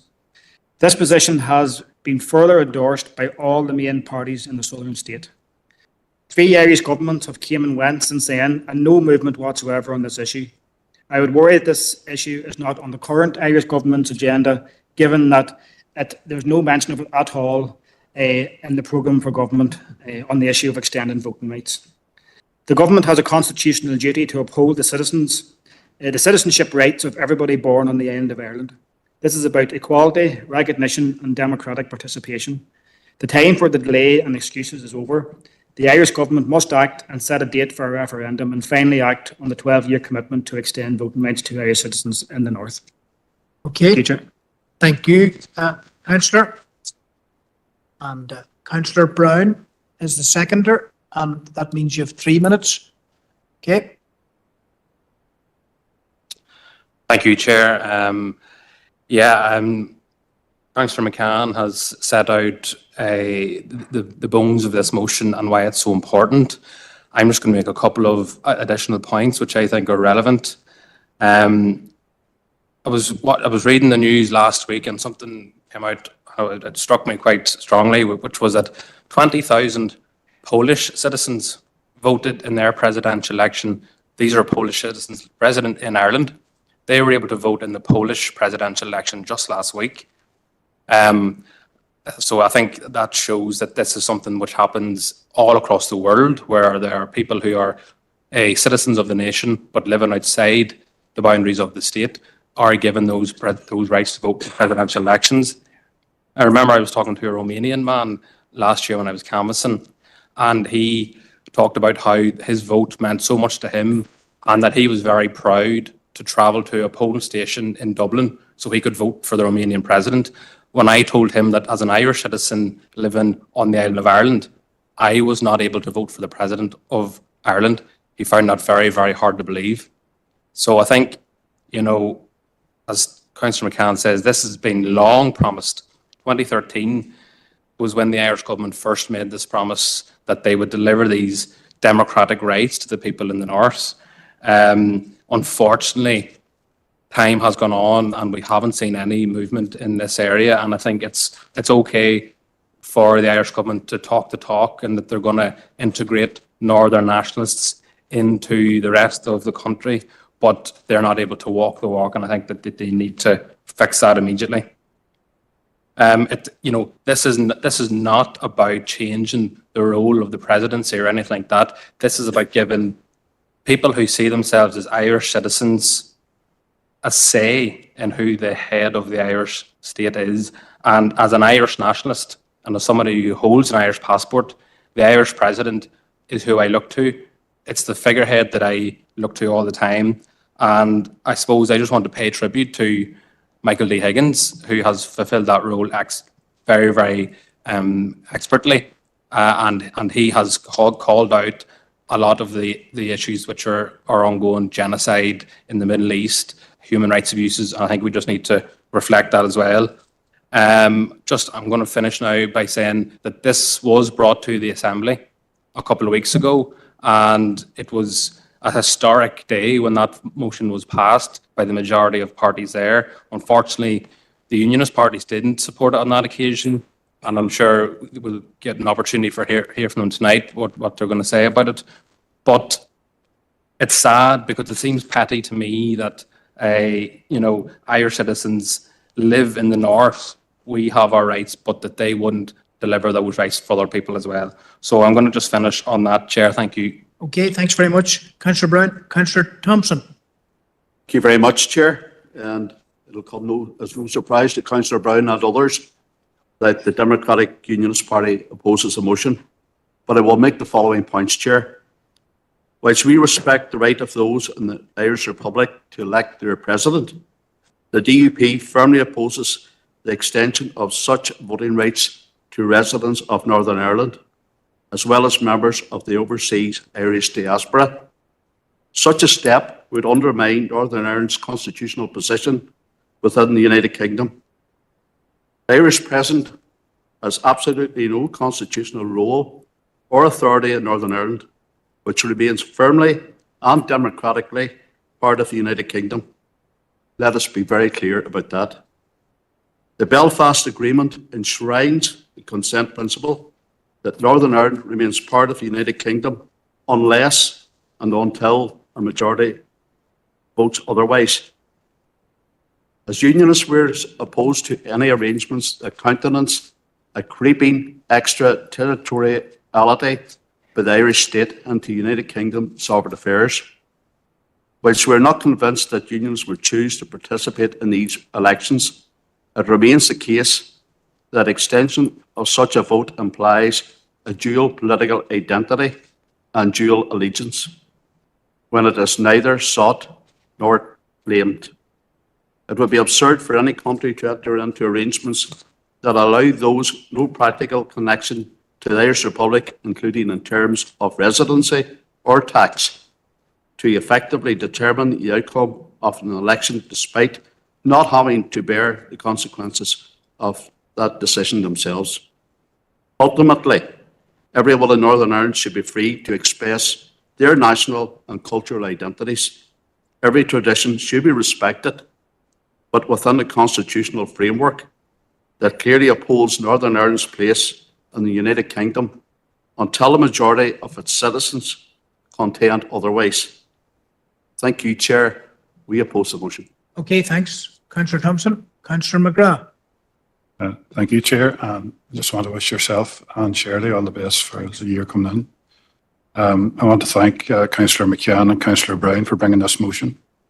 I recognise not everybody in this chamber may identify as an Irish citizen, but many of us do. And to us, the President of Ireland is our head of state, a figure who represents our identity, our citizenship and our values on a global stage.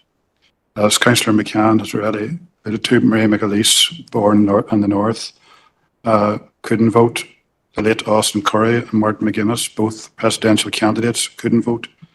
And how could we forget the visit by Michael D. Higgins in 2018 to Clannabogan, who opened a state-of-the-art facilities at the Mravs Harsfields Club, representing all Irish citizens, yet elected only by some. These are not fringe cases. These are people who helped shape Irish political life. They were qualified to lead the nation, but not allowed to take part in choosing who leads it. Let's also be clear, over 100 countries across the world give their citizens a vote in presidential elections, even when they are living abroad, never mind just a few miles across a border on the same island. We've all heard the excuses. It's complicated, it's sensitive, it's not the right time, but none of these excuses hold up anymore. This is about democratic inclusion. This is about recognising citizenship with the dignity it deserves, and we will be supporting this motion. Thank you, Chair. Okay. I'm going to go to Councillor Deehan next, and then Councillor Donnelly. Councillor Deehan. Yeah, thank you, Chair, and thanks to the councillors for bringing forward this motion. It's very timely and it's very appropriate.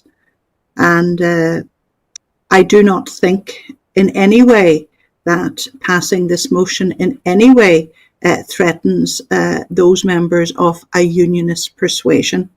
I think Councillor McCann and Councillor Brown have made their points very clearly and very well. And I think it is fair, right and appropriate that Irish citizens living in Northern Ireland should be able to vote for the President of Ireland. So accordingly, I am happy to support this motion, Chair. Thank you. Okay, thank you. Councillor Donnelly. Thank you very much, Chair, and actually just to take this opportunity to wish you well in the year ahead as well. Stephen.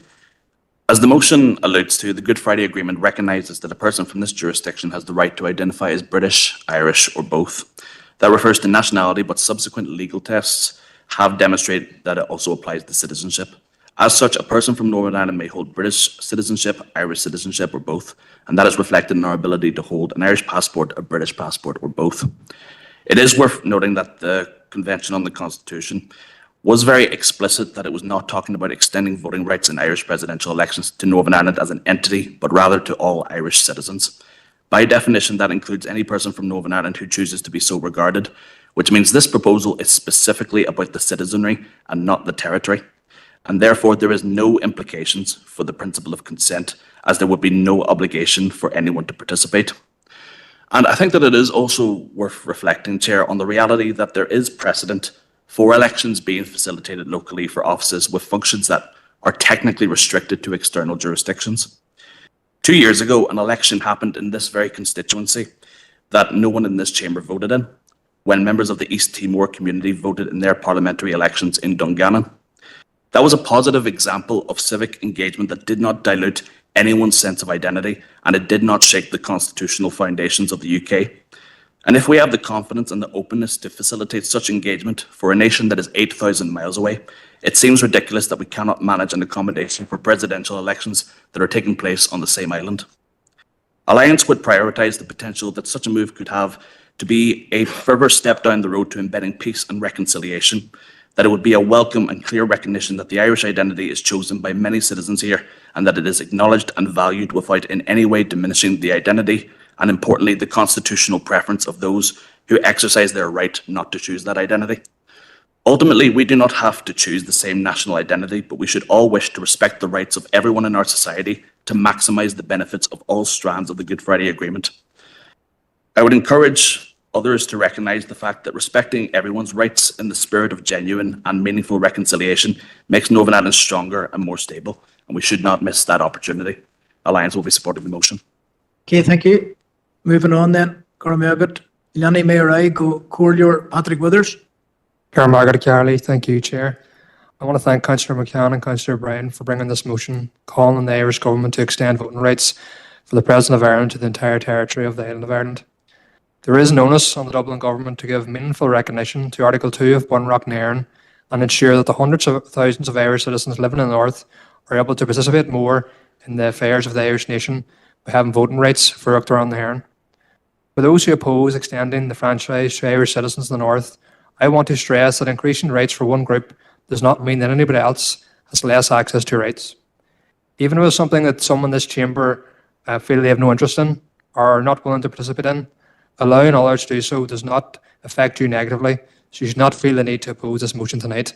Thank you, Chair. Cormac. Okay, for your Councillor Victor Warrington, Councillor. Thank you, Chair.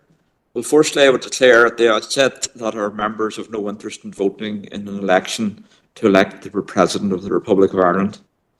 And I suspect that that sentiment is true for the vast majority of the Unionist community in Northern Ireland. It is, of course, up to the government in the Republic of Ireland who they choose to allow to vote in their elections. I wonder if the people in the Republic really want their presidential election decided by people who don't live there or pay taxes towards the running of the country. In the case of Northern Ireland, people who have never lived there, I asked, why would the Republic wish to extend the franchise?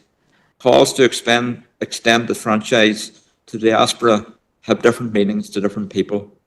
To many in the Republic, it's about retaining the link with home. For the many tens of thousands who have emigrated to England, Australia and the USA, who have received an influx of mainly young people from the Republic who have left in search of a better life and opportunity. Of course, these are those who were born and bred within the Republic of Ireland and therefore genuinely there. So many in Northern Ireland, particularly on the nationalist and Republican community, this is political. It is an attempt to mask the reality of the fact that they are still part of the United Kingdom. In spite of promises made by some of their political leaders that a united Ireland was within reach, it is an attempt to distract from the fact that over 100 years on from the Easter Rising, this part of the world is still under the jurisdiction of the United Kingdom because of the will of the people who live here. This could be viewed by some as an infringement of sovereignty. Sovereignty was settled in the Belfast Agreement in 1998. Northern Ireland is part of the United Kingdom. Its status can only be changed by the consent of the majority of people who live here. It is not a state in transition. Michael D. Higgins is the head of state in Monaghan. His Majesty the King is head of state here in Enniskillen. So let there be no confusion about where their respective jurisdiction starts and ends. An attempt to extend the franchise in the Republic of Ireland presidential elections to Northern Ireland could well be seen as tantamount to a territorial claim to Northern Ireland. A claim that was resolved in 1998 when Articles 2 and 3 of the Republic's Constitution was removed. Final comments, Victor? Thank you, Chair. Okay. We won't be supporting the motion. Okay. Now I'm going to go online to Councillor Podrigan Kelly, then Councillor Catherine Kelly. Podrigan? Thanks, Chair, and good luck for the year ahead. I'd just like to thank the two councillors for bringing this motion forward. I think it's a very positive step. I absolutely believe all Irish citizens should have that same right. But I'd also like to remember and remind those that are in the chamber tonight, those people who welcomed the cross-border scheme. There's a lot of similarities there, and I think they're very short memories. There's no difference between Enniskillen or Monaghan.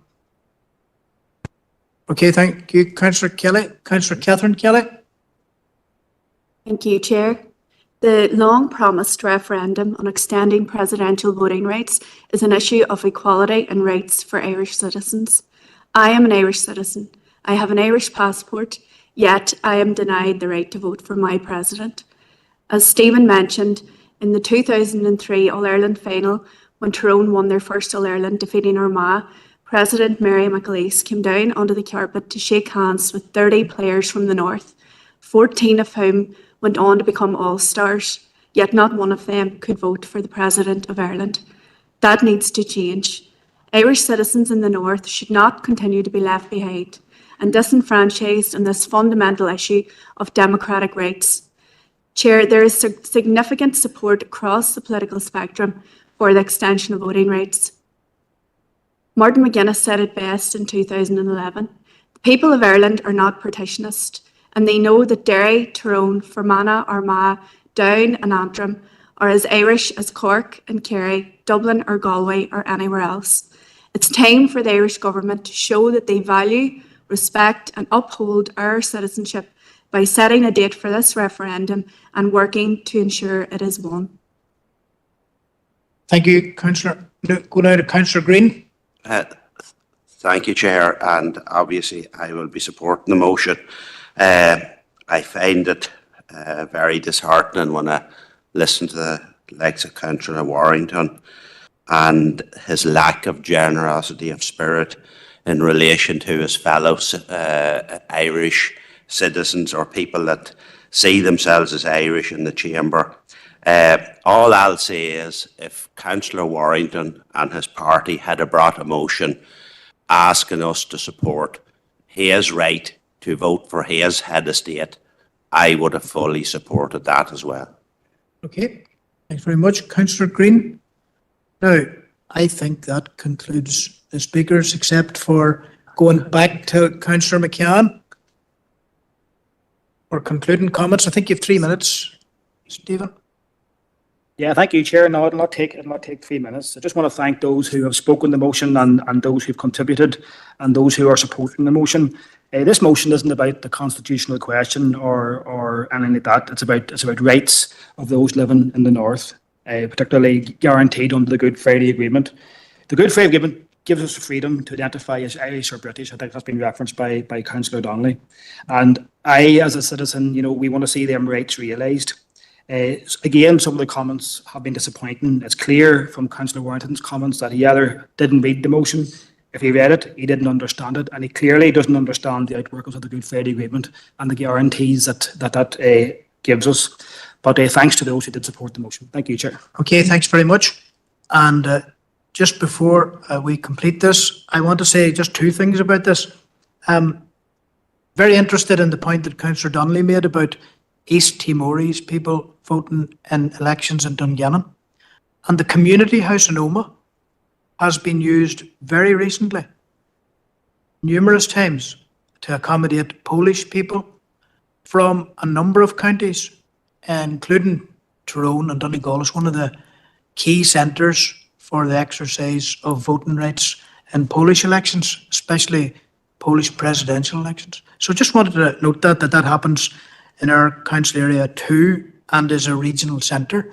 And I've been communicating variously with the Polish consul about that.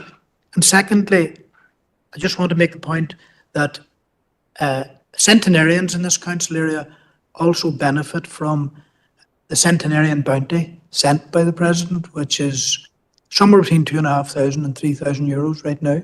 But I'll leave it at that. So we're going to put this to the meeting. We've had a proposer and seconder. Now, can I just record the dissent of the DUP and UUP parties and take it that the meeting has supported the motion? Okay, that's agreed. Agreed, members?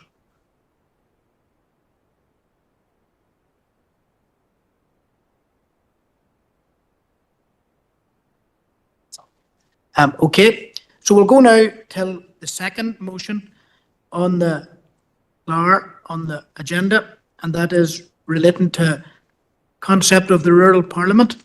And Councillor Green is going to propose this, and Councillor Campbell, I think, is the seconder, yes.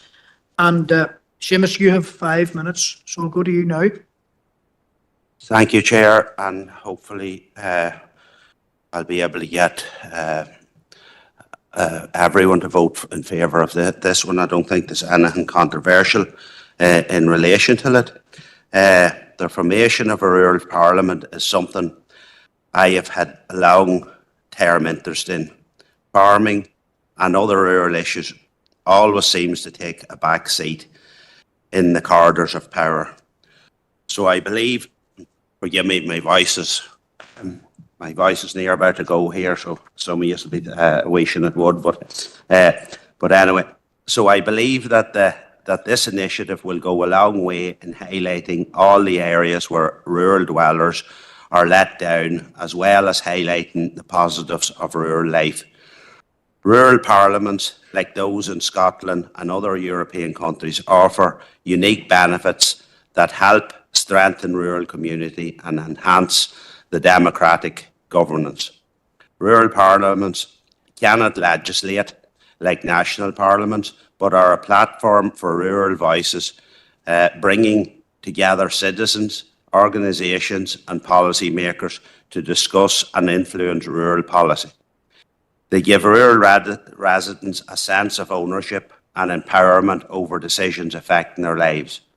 Rural parliaments puts a spotlight on key rural issues like transport, digital connectivity, health services and farming, etc. This makes policymakers focus on tailored solutions that align with agriculture, environment, economy and the cultural realities of living in rural areas. I would also like to point out that the 6th European Rural Parliament is set to meet in Scotland for the first time ever from the 21st to the 23rd of October 2025. This could be an ideal opportunity to meet up with delegates from 40 European nations and gain knowledge of the best practices. Maybe at a future date, we in Fermanagh and Omagh District Council could host a massive event like that ourselves. So that's all I have to say. I hope everyone supports the motion. I think a rural parliament is something that would really benefit a rural county, counties like Fermanagh and Tyrone and the rural north, so and across this island. So that's all I have to say for now. Thank you. Councillor Campbell. As stated, there's already rural parliaments operating in Scotland and in other European countries. And in Ireland, we also have both the Senior Citizens Parliament and the Older People's Parliament. So the concept of promoting the views of a focused group of people in policy development and decision making is already well established. So just as older people face particular challenges that are not the same as those experienced by younger people, so too do rural dwellers face challenges that are not shared by those living in more densely populated cities and towns. And the fact that we have, Chair, in common parlance, the term rural proofing, that's an indication alone that the needs of rural people have not been properly met in the past, and that rural constituents do not share a level playing field with those living in more urban settings. Unfortunately, the term rural proofing is more often used when we talk about its absence in decision-making, policy development and in delivery of services. And I speak as a councillor who represents many rural constituents across West Tyrone, people who feel that the already inferior services they have access to are constantly under attack. We are, of course, particularly vulnerable as a district positioned west of the Bann River. Health and access to GP services is one example we're all familiar with. Other examples is lack of investment, the absence of proper roads infrastructure, the non-existence of rail services, and we could keep adding to that list. There's a downward trend in terms of how the needs of rural people are being addressed, or more accurately, are being disregarded. The term rural proofing should bring to mind examples of how the particular needs of rural people are being addressed. The needs of rural people should not be an afterthought, Chair. We need to reverse this trend, and a rural parliament can play a vital role in amplifying the collective voices of rural people, and I want to formally second Councillor Green's proposal. Thank you. And I'm about to move to Councillor Roof. If we could just ask IT to readmit Councillor Rainey, who I think is joining remotely at this point. Councillor Roof. Thanks, Chair, and thank you to Councillors Green and Campbell for bringing forward this motion. As the most rural constituency in Northern Ireland and one of the most rural in the UK, Fermanagh and South Tyrone is at the coalface of the effects that rurality has upon it, and West Tyrone just the same. The nature of the population density in Northern Ireland means that the MLAs sitting in Stormont are mostly from urban or suburban backgrounds in constituencies with a much smaller geographical footprint than our own. It has long been the opinion of this chamber that such an imbalance of elected officials has led to a consistent and repeated lack of funding and support to rural communities, such as ourselves. We only have to look at funding levels from Invest NI and Sport NI, at the funding to our hospital at Swa and the removal of emergency general surgery, and the state of the roads across our district. If combining the combining of rural citizens into one strong voice will enable us to make our case better to those who hold the levers of power. This can only be seen as a good thing. As the most rural council area, it is only right that we would host the first meeting, and I have no doubt that in that case we would warmly welcome the 10 other councils to our district. An alliance will be supporting this motion. Thank you. Councillor Gannon. Thank you, Chair, and I would also like to thank the two councillors for bringing this motion. I think it's a very worthwhile idea. Often in this chamber, we complain about how rural areas aren't represented properly and aren't considered fully in the decision making.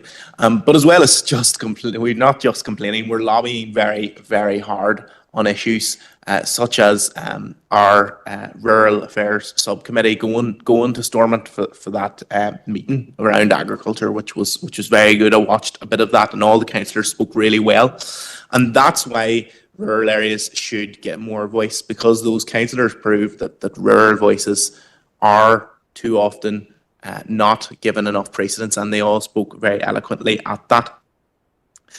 And I think we should take any opportunity to highlight the issues impacting our very rural district. And I can think of no more of a fitting venue for the first holding of such an event, if it was to go ahead, than right here in Fermanagh and Omagh. So I'm very happy to be supporting the motion. Thank you. Okay, thanks very much. Councillor Deehan, and then I'll come to Councillor Buchanan. Councillor Deehan. Yeah, thank you, Chair, and I want to thank Councillor Green and Councillor Campbell for bringing forward the motion. I think it's very appropriate and very timely. Fermanagh and Omagh District Council area is very rural, and a lot of the issues that face our constituents are specific to rural dwellers. Over the years, we have seen our rural way of life being eroded with the loss of rural post offices, rural schools, and so on. I think it's important that rural dwellers should have a strong voice. And I think Councillor Green and Councillor Campbell make their arguments very strongly. And I totally support the motion, Chair. Thank you. Thanks very much, Josephine. Councillor Buchanan. Thank you, Chair. We and the DUP recognise that our rural communities and farms are an integral part of the social and economic fabric of Northern Ireland. Farming in itself is a challenging sector for everyone engaged in it, and the nature of the work brings particular challenges. And the DUP have a strong record of supporting our rural community. We've committed and demonstrated our commitment to rural dwellers in the delivery of a rural hall scheme and piloting rural digital inclusion scheme and micro business growth schemes as well. The motion speaks of representation for those in rural communities, yet there's a certain irony that is coming from the same party that were content to surrender lawmaking powers in over 300 areas to foreign entity in Brussels. The motion before us asks us to co-finance a rural parliament, yet we have not been provided with the potential costs this would entail, and further questions would also arise as to how any so-called all-Ireland parliament operation could operate across two separate jurisdictions. So the DUP oppose the motion. Thank you, Chair. Thank you. Councillor McLaughlin.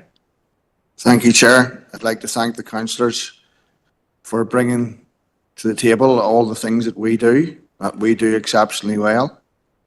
This council represents a rural area, and we represent all the concerns that they've raised.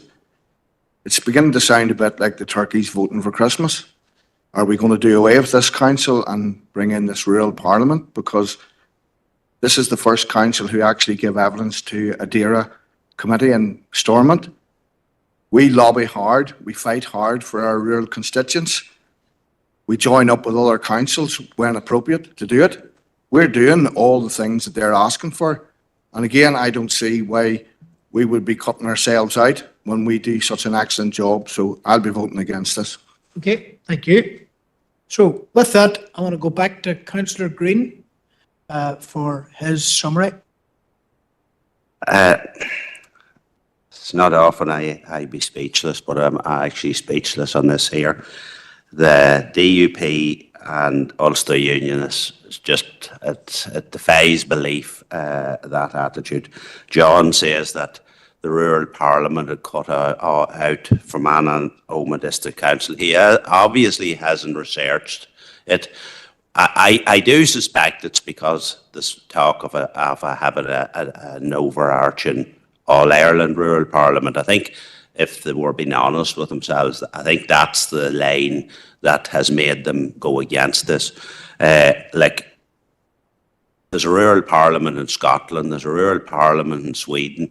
The one in Scotland hasn't done away with councils, it hasn't done away with any other parliament. If you look at it, a rural parliament is a meeting of rural organisations, citizens, older people's organisations, brings them together with government, with local government to highlight their issues and concerns.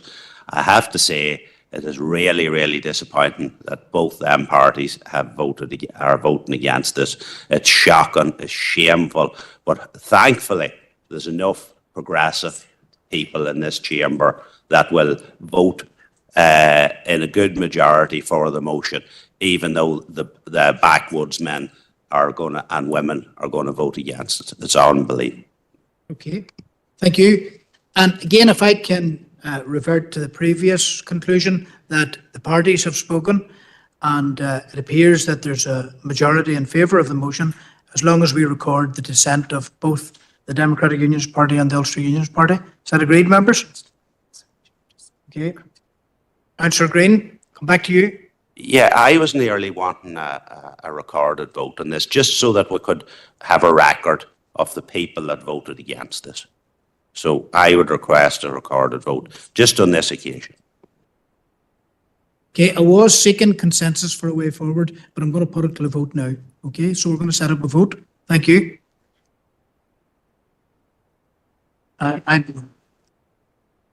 You didn't agree, you suggested a course of action. I suggested a course of action. I've made a ruling now that we're going to a vote, so we can set up the vote, please. Recorded vote. I can't allow any discussion at this point prior to the taking of the vote. Okay.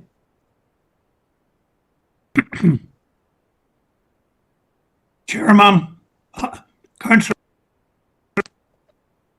I want to record my vote against. Councillor Rainey against. Aye, so Councillor Rainey has indicated verbally his vote against.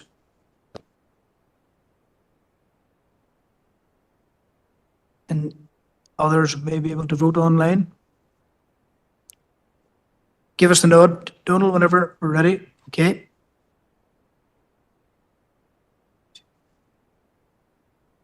Oh, I better do that.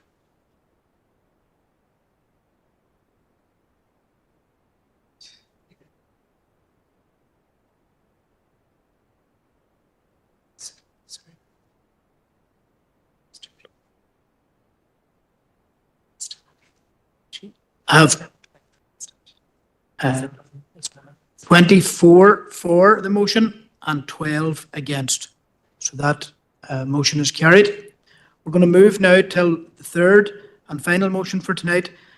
And this is proposed by Councillor Mahan and seconded by Councillor Hawkes. Okay, point of order.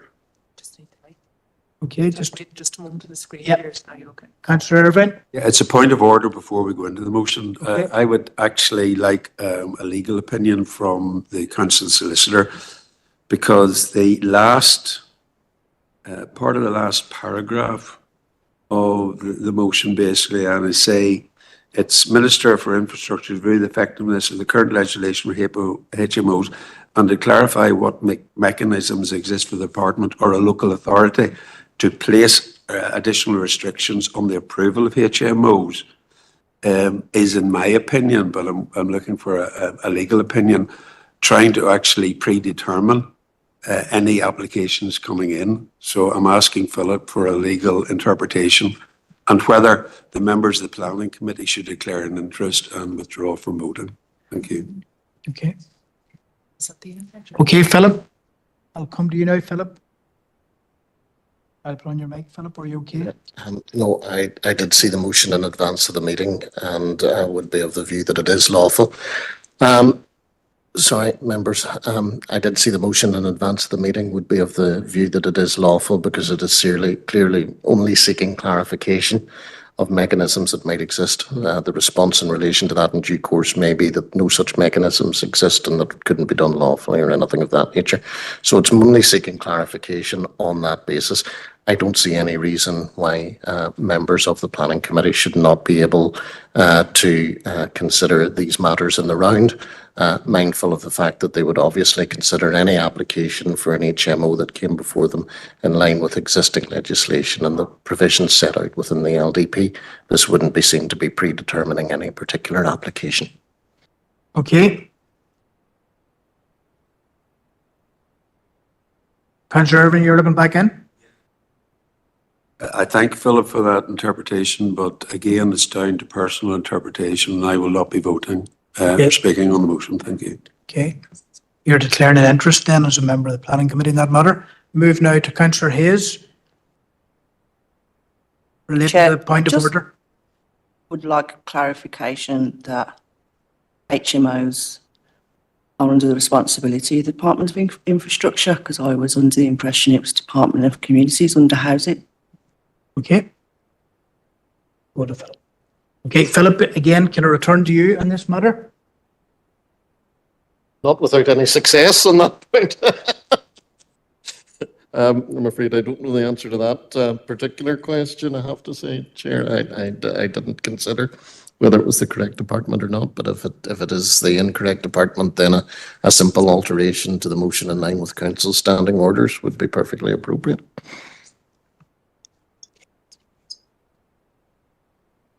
Okay. Councillor Mahan? You, Chair. I was just going to start with a motion there. I'm not aware that it's incorrect department, but if that is the case, I'm quite happy to make an amendment if I'm incorrect, but I don't think so. Because he's speaking, Chair, I can check that. He can all. Yeah.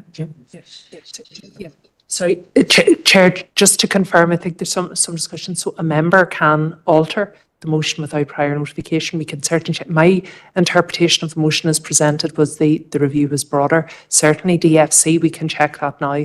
If they're the responsible body for HMOs, the member can verbally make that reference and provision. That is feasible and that's allowable in standing orders. Okay, I'm going to proceed now to hear from Councillor Mahan. So just, Chair, are we confirming that I do need to make an amendment or not? You need to, in the spoken contribution, you need to refer to the Department for Communities as distinct from the Department for Infrastructure. Is that good? Well, Chair, we've just looked, our reading of it would be certainly DFI do have a role. There is potential that DFC also have a role, but it's more restricted, the role that they actually have. So, but the primary department would appear to be DFI, but certainly DFC could be referenced verbally.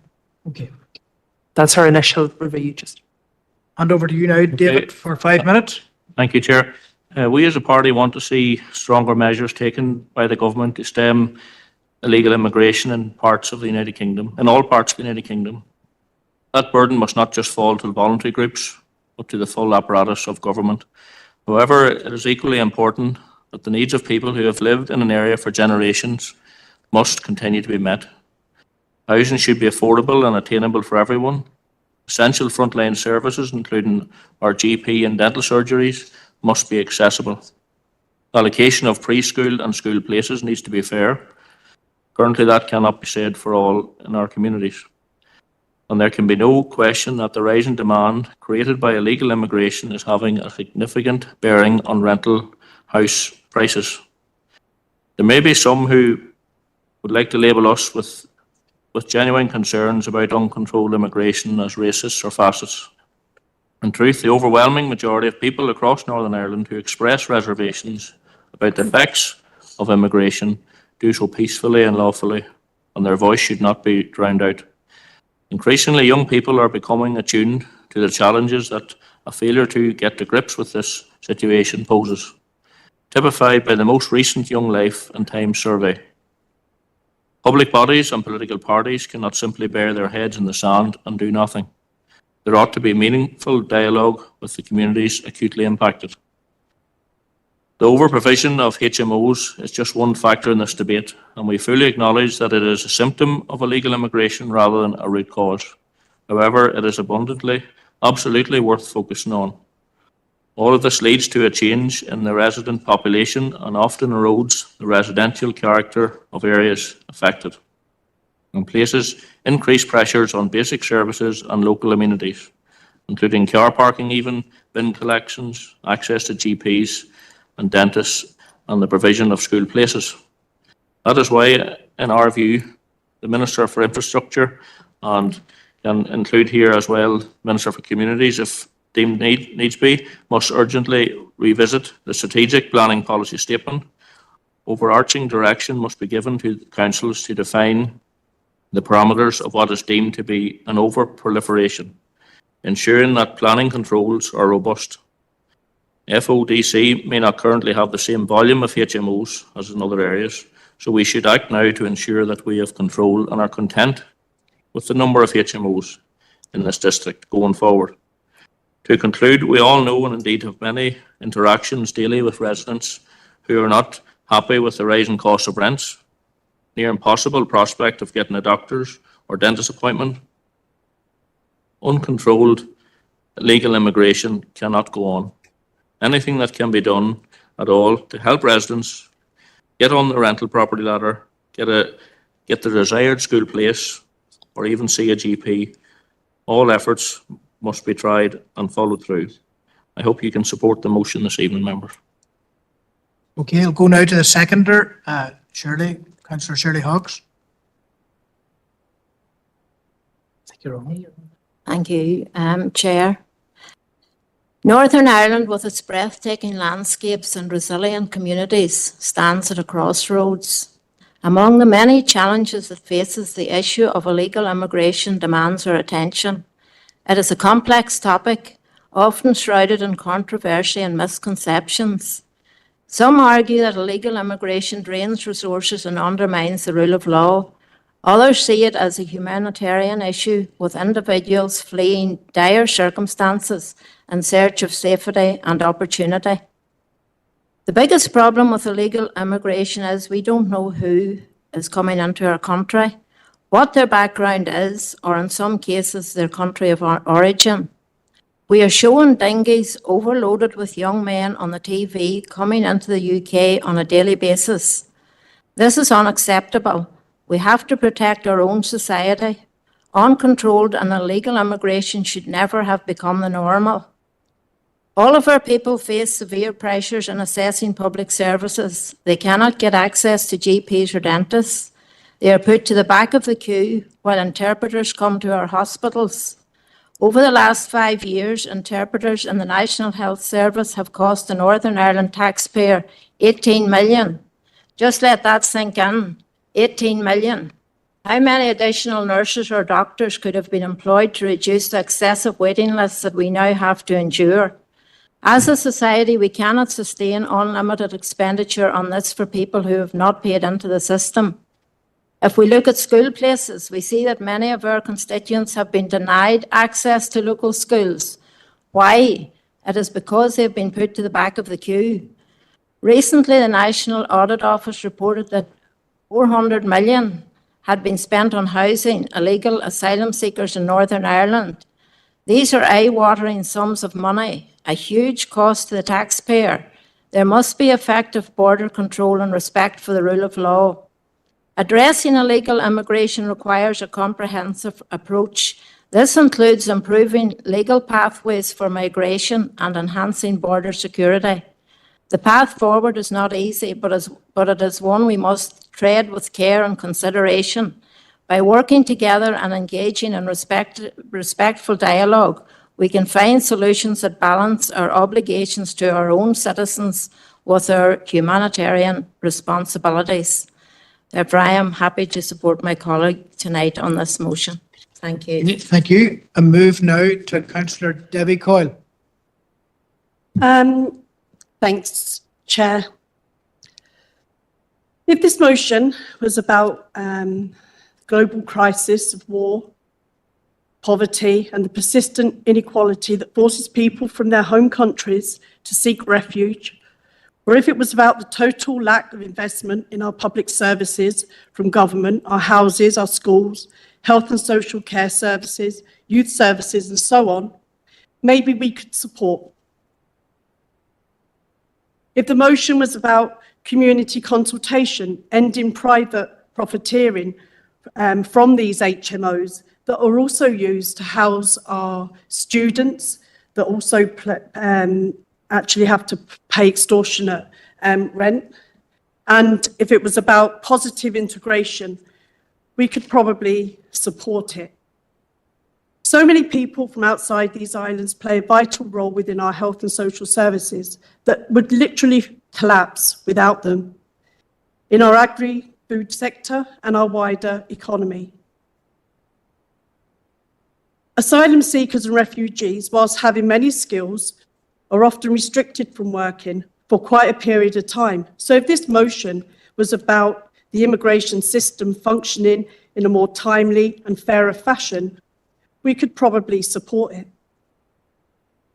Obviously, the people bringing this motion don't realise that there are no open borders. There is no such thing as an illegal immigrant, and I'd like the proposer or the seconder, who was actually at an event in Omagh just 2 or 3 weeks ago, listening about the increase of racism in Omagh. So it's actually quite a disgrace that, that you can sit there and second this motion when you heard what was going on in Omagh, and very disappointing to see you doing that. And racism is an ugly reality in some sections of our society. It is fed by the misinformation, such as what is in this motion, where the blame for citizens in our district waiting for housing, GPs, dentists, long waiting lists, all the things that you've mentioned, is due to an increase in immigration. That is not true. I've worked in the hospital, I've been a carer for 40 years, and I've never seen or heard anybody waiting for anything because somebody needed something interpreted. That is just an absolute untruth, and I've never seen it. These issues have been going on for decades. The £400 million mention comes from Westminster. Final comment, and please. Highly unlikely that any of that money would be invested here. Of course, there does need to be standard, transparent and consistent approach to community consultation, and that's what Sinn Féin wants to see, is an immigration system that works well, where the rules are applied, fairness is paramount, and people, all the people here in our communities, are treated with dignity and respect, and Sinn Féin will not be supporting this motion. Thank you very much. Okay, moving on to Councillor Gannon. Thank you, Chair. I'm going to be very clear about what I believe the real purpose of this motion is. This motion from the DUP is about sowing the seeds of racism and hatred in our community. This is a racist, anti-immigration dog whistle of a motion. And the points within the motion aren't even relevant in this district. This motion talks about limiting HMOs, and according to the most up-to-date figures, there are only 11 in this council area. The motion complains about the cost of housing asylum seekers, but guess how many asylum seekers are in this district according to the Law Centre NI? 0. The motion suggests this wave of immigrants are putting pressure on local services. Fermanagh and Omagh District Council has had a net population loss through migration over the past 20 years, and in the most recent year figures available. More people are moving away than coming here. How about the DUP focus on delivering prosperity for this area rather than imitating an echo of Nigel Farage? This sort of backwards tripe is exactly why young people are leaving Northern Ireland in their droves. The vast majority of recent population growth here is due to births. We're actually, in future, expected to have a declining population. And very soon, we're going to need more immigration. We're going to need more migrants to come here in greater numbers to maintain our services. And this motion suggests a pressure on school places. We have a declining school population. That's a fact. There is no basis for this motion. It is a thinly veiled attempt at racism from the DUP. And I believe there's no other reason to raise this. As I've laid out, everything in this motion is irrelevant to this council area. And I'll tell you what though, I'm not surprised that a party with a long history of hatred of others has found another group to rally against. I want to finish by saying this though. Migrants add to our culture. Can I just ask you, Councillor, to modify your language, please, in the context of this motion? I'll wrap up. Migrants add to our culture. Diversity is a good thing. Migrants are more than welcome here, and we want and need more immigration in this area. Migrants sustain our local services and perform invaluable jobs in sectors such as our healthcare, which would collapse without them. And finally, Chair, I want to finish by saying any sort of racism and hatred have no place in our society, and most definitely not in this chamber. Thank you. Okay, move now to Councillor Donnelly. Thank you, Chair.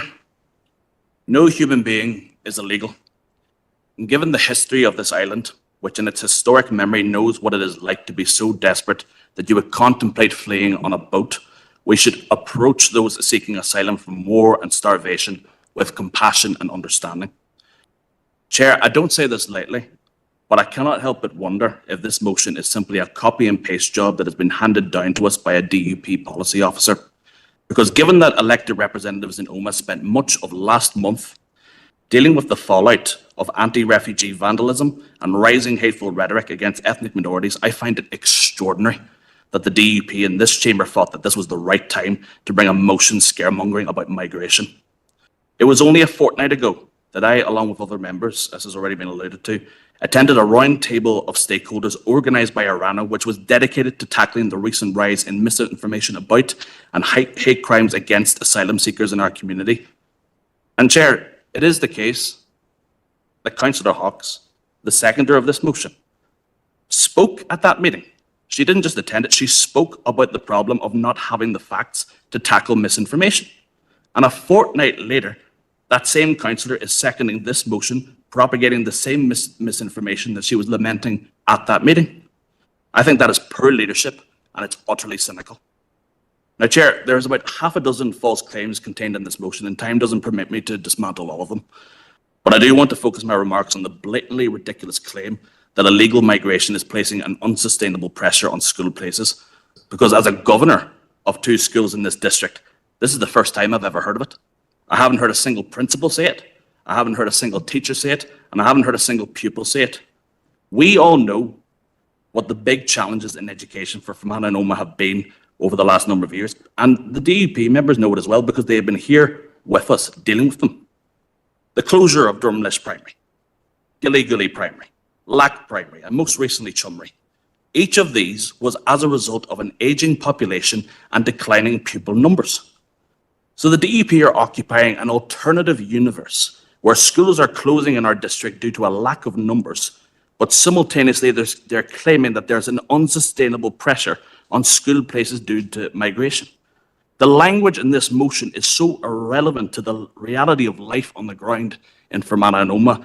I think the DUP is lucky that you, Chair, actually accepted this as sound.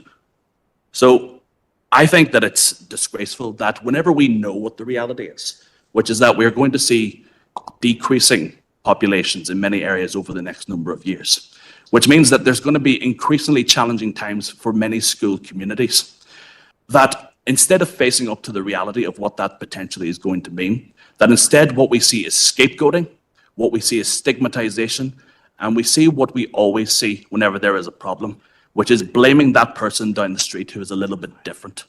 And I think that that is shameful. And the message that I would just conclude on, Chair. Conclude, please, yep. Is that refugees, asylum seekers, and ethnic minorities in Fermanagh and Omagh are welcome. They are our neighbours. They are the people who we look to as our neighbours, and they will always be welcome here in this community. Thank you. Moving on now to Councillor Withers. Thank you, Chair. This motion from the DUP is seeking to marginalise already vulnerable people and use inflammatory language to demonise people and puts the blame for the inequalities in our society with them. Let me begin by reiterating what was already said here tonight, that no human being is illegal. The UN defines an asylum seeker as someone fleeing conflict or persecution, and it is enshrined in international human rights law. Across the world, people are being forced from their countries by war, famine, escalating climate crisis, and persistent inequality. Those are experiences that Irish people can identify with, having endured centuries of colonialism and oppression, which led to generations of people leaving our island and having to find new homes in many corners of the world. This motion is asking us to express alarm that the estimated cost of accommodation for asylum seekers in the north over the next 10 years has risen to £400 million, and that they are responsible for the pressures on our public services. That is simply disingenuous and dangerously misleading. I wish there was the same alarm from the supporters of this motion about the £23 billion that was paid by the state to bail out the banks and the financial institutions in 2008, or the £5 billion that HMRC say is reportedly lost in tax avoidance schemes on an annual basis. The pressures on our public services have been caused by a sustained lack of investment, and when we will hear successive governments in London complain about a lack of money, the reality is they are not willing to implement policies which will fund public services or close those gaps in inequality. I also wish there was the same alarm from the supporters of this motion about the exploitation of workers in the global south, which is part of a process that enables the accumulation of wealth for a small minority and contributes to the environmental crisis our planet is facing, which is also a factor in migration. I want to take this opportunity to acknowledge the valuable contribution that so many migrants make on a daily basis to our society, to our wider economy, and as already mentioned tonight, the health service in particular.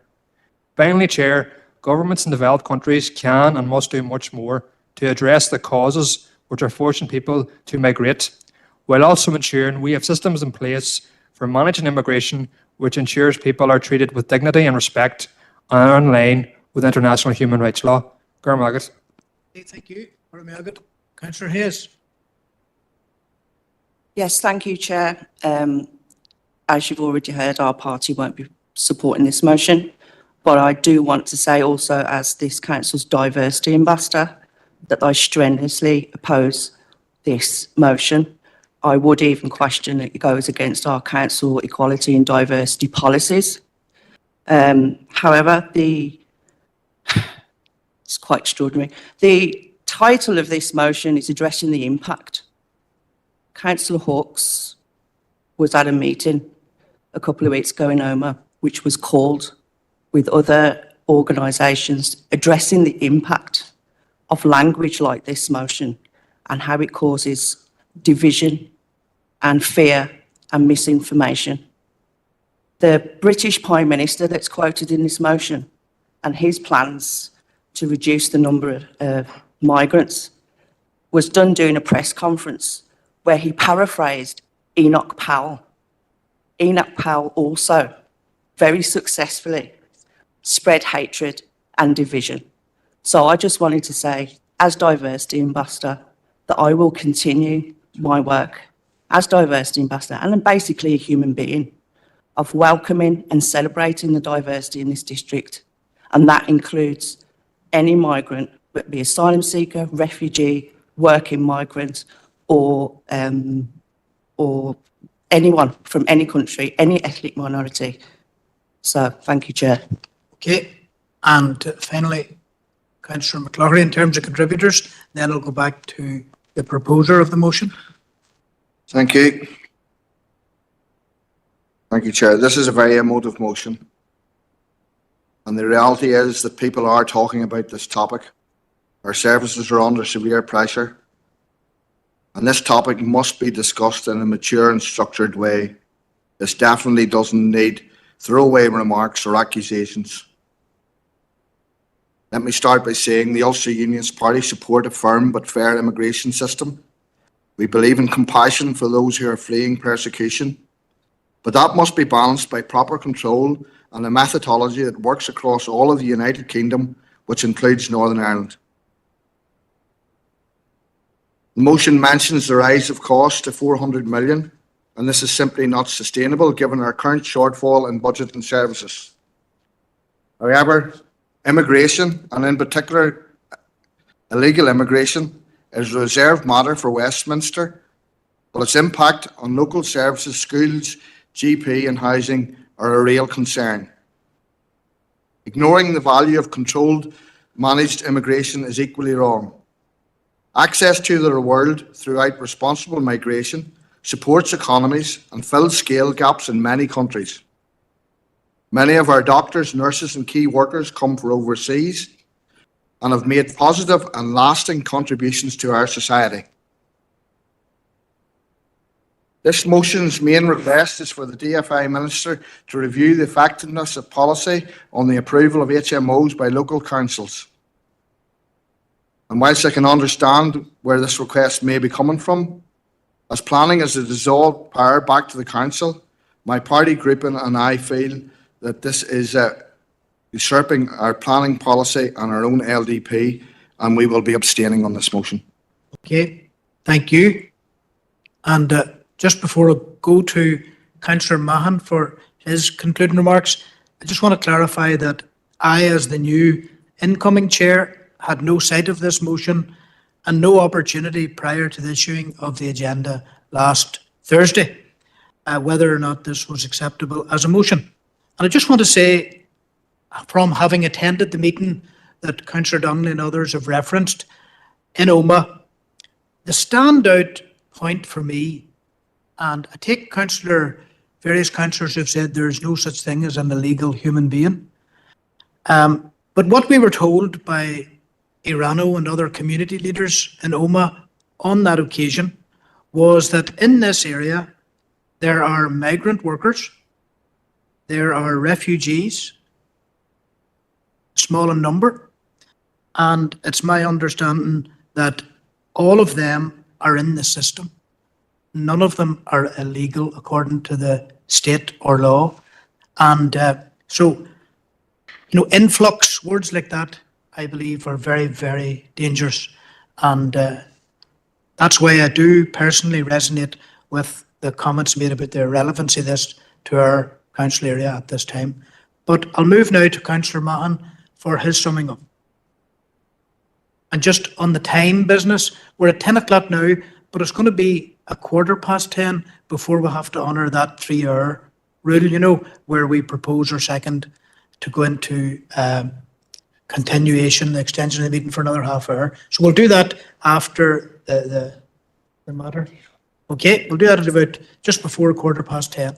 Okay? Okay. For David, over to you. Thank you, Chair. Thank you for letting me back in. And unfortunately, we are not going to have support here this evening. Thank members for their contributions. It's the place to make contributions. It's a democratic place and they're entitled to do so. Thank you for making them in the way they made them, mostly. I think that's fair and proper. I'd just like to set the record straight that we are not in any way racist in any way. And, we as a party don't appreciate being called things like that. Or mentioned in those same sentences. But in any case, thank you, members. I haven't anything more to say, and I would just request if we could a recorded vote, Chair. Okay. Thank you. Okay. Okay. So obviously now I put the motion and the vote to the floor, and a recorded vote is going to be set up now by Donald. Thank you, Donald. Aye. And just a reminder as to Councillor Irvine and Councillor Deehan declaring that they weren't voting in this matter. Okay, thank you.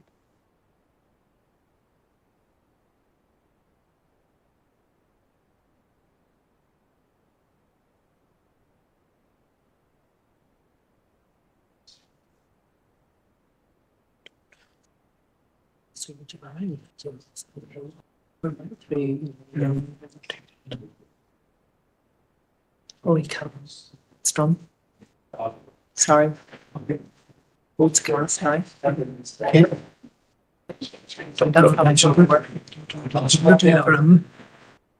We can do next one. So online, what again? And you have one state, which is from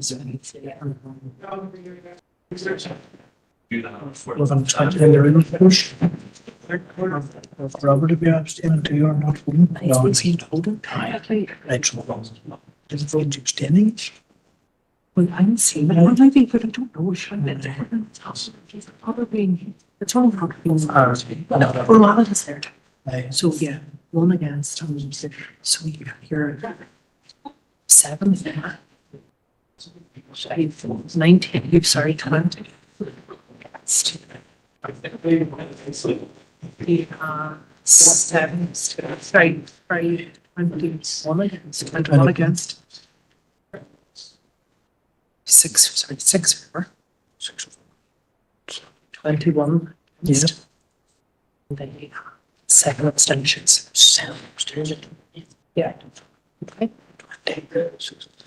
Okay, and the result of the, apparently I'm not permitted, John, to have any discussion prior till the reading out of the result after a vote. So I have to follow that. 6 for, 21 against, and 7 abstentions is the result. So the motion is defeated. Okay. Okay, Councillor Feely? Okay, just, I have to wait till this comes back.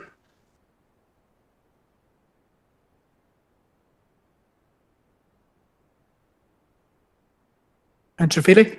Yeah, just wanted to let you know, I accidentally abstained in that vote, but I was meaning to vote against. Yeah. Okay.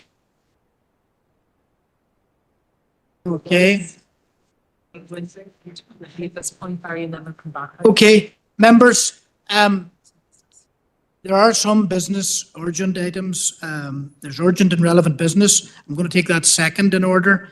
I'm going to go to confidential business, part 2 of the meeting, now at this point. So what I need is, I need a proposer, Councillor Robinson and Councillor Thompson, thank you both. Proposer and seconder for us to go into confidential business. Okay?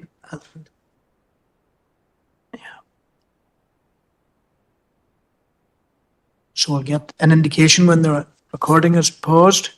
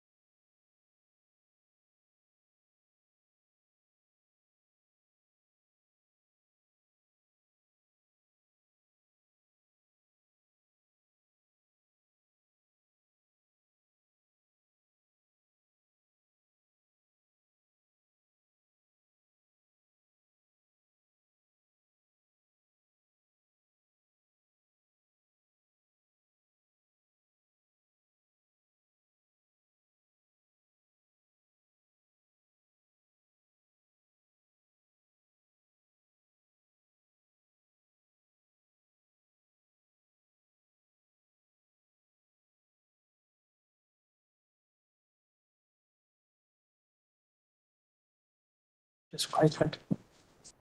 I think this one really get a proposer in second. Okay, thank you. So, coming out of confidential now, I would be referring to you, Alison, next. Okay. For a resume of what happened in confidential matters. And I need to take a proposer and seconder to extend the meeting. Okay, Councillor Donnelly and Councillor McColgan. Okay, thank you. Thank you, Chair. While in committee, the Council confirmed and signed the confidential minutes of the May Council meeting and received an update on a matter arising in relation to a lands matter. Confirmed the confidential minutes of the May Environmental Services Committee meeting. There were no matters arising. Received an update on confidential matter of regeneration and community and policy and resources. And again, no matters arising. And then also received an update, Chair, on a legal matter relating to a planning application and agreed a course of action in relation to that. Okay. Proposer and seconder for that. Okay, Councillor McGrath, Councillor Irvine, thank you. So now you're into A with B. So Yeah. first is Councillor Robinson. Aye, I'll go to John, maybe John McCloughy. Because Okay, expression. Aye. I want to go to Councillor McCloughy first. Then I'll go to Councillor Robinson. Councillor Robinson, I think you have 2 items remaining. 2, that's right, 2 items remaining. And then Councillor D. No, Councillor Green's has been mattered, and Councillor Deehan's may have been dealt with as well. Oh, aye. Sorry, the second item, Josephine, will come to you as well. So it'll be in this order on this occasion because John had kind of started. John McCloughy, it'll be then Councillor Robinson for 2 items, Councillor Deehan, and Councillor Gannon and Councillor Green have been heard. Yeah. Okay, so over to Councillor McCloughy. Okay, now we need it. Thank you, Chair. Obviously, our council has been formed now for 10 years, and whilst carrying out the role of chair prior to yourself, I visited a number of councils and visited a number of different areas of Northern Ireland and the Republic of Ireland. Councillors, there is seems to be no equality in how the officers and the chair and vice chair of various councils are treated. And I'm wondering if our staff would consider taking a review and on the understanding that they would look at what other councils do and if there's any changes that we would consider and bring it back to us, then we could consider whether we would change those. And in particular, one of the ones that I found was when travelling distances outside the council area, it was very difficult to find appropriate parking spaces to allow you to get to where you were going, and I found that quite stressful when you were on a tight time and you've maybe just left 2 or 3 functions within the district and then headed on to somewhere else and finding a parking space to be on time for the next event that you were going to. So that's part of the reason, but there's a whole aspect. Also, other councils have vice chairs of committees. And a lot more powers, or not powers, but a lot more of the tasks that the chair carries out is delegated down within all those different departments. And I feel maybe it's appropriate we have a review. I don't know what your workload is going to be like, but I know I've been exceptionally busy, and I'm not sure. I know at the end of April I'd done over 400 events and 45 receptions and delivered over 180 speeches. I'm not sure what the total is now. I didn't take the time to ask Democratic Service staff, but I feel it is appropriate given what the chair now carries out and what the public expect from the chair. Okay. I'm going to go now till Councillor Feely. Happy to second. Okay, happy to second. Okay. And that's agreed. That's agreed. Okay, I want to move now to Councillor Robinson. And you have 2 items, Paul, that you've notified us in advance of that haven't already been covered. Okay, so I'm going to bring you in now. Thank you, Chair. One item, the first item is to do with a lorry load of waste. It was parked up at Salaki Church, sat there for over a month, and I reported it. It was reported on the 26th to the police, the council, and NEA, and council done an inspection on it, and it wasn't their problem, it was NEA's problem. So I got on to Alison then, and I said to Alison about this lorry trailer, and she contacted the NEA. I don't think the chief executive ever got an answer back from the NEA, never responded to this council at all. far as I can gather. And I think it's very shameful of NIA not to respond to a local government audit, and especially on this situation of a lorry load of waste parked there, and it was a full trailer load of, it was shredded, it was chopped up waste of everything in it, plastic, wood, everything in the trailer. So I don't know where the trailer went to or that, but the trailer has been removed by the owner, I think, took it away. It was a lorry came and took it away anyway.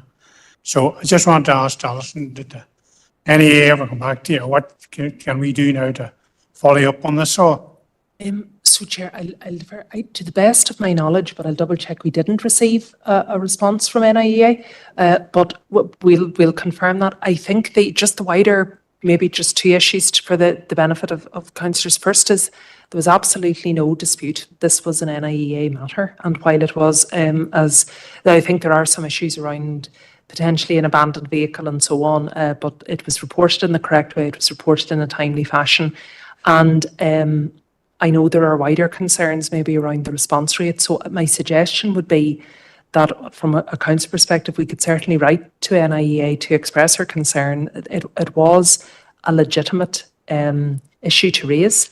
As I say, to the best of my knowledge, and I'm just looking down to the colleagues, I think that we haven't received a response. That's well over 6 weeks ago now. And maybe to clarify formally, what are the timescales for an intervention and a response should a similar occasion occur? That would be just the suggestion. We'd report back then. And then you do that then also. The other item is, I was out at the Marble Arch Cave at the 40th anniversary. I thought it would be very nice if the council could put up a plaque for the 40 years of the Marble Arch Caves. I make that a proposal as well. Okay, and I've got a seconder for that. Okay, Councillor Mahan caught me eye first in relation to, I'd see other things happening, but if John's tired, I'm tired already. Right.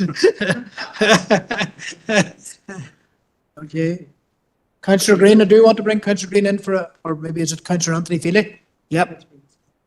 No, sorry, Chair. I was going to second that, but someone else on it. That's very good for the Marble Arch Caves, and have a bilingual sign at it as well, if we could. Good, thank you. Okay, that's great. Thanks, Councillor Feely. So we'll go now to Councillor Deehan. That's my understanding. Councillor Deehan has a matter she would like to raise. Councillor Okay, Deehan. thank you. Thank you, Chair. I am very appreciative of the opportunity of raising this matter in Council this evening. I would be very pleased, Chair, if Council would agree to write a letter to Mr. Paul Kavanagh, who is the Director of Hospital Services at SPPG, and copy the letter to Joanne McKissick, who is the Assistant Director of Hospital Services at SPPG, regarding the winding down of Project ECHO. ECHO, that stands for Extension of Community Healthcare Outcomes. Now, this Project ECHO is headed up in this area by Professor Max Watson, palliative care consultant, and he operates a Project ECHO network called SWA Minding the Gap.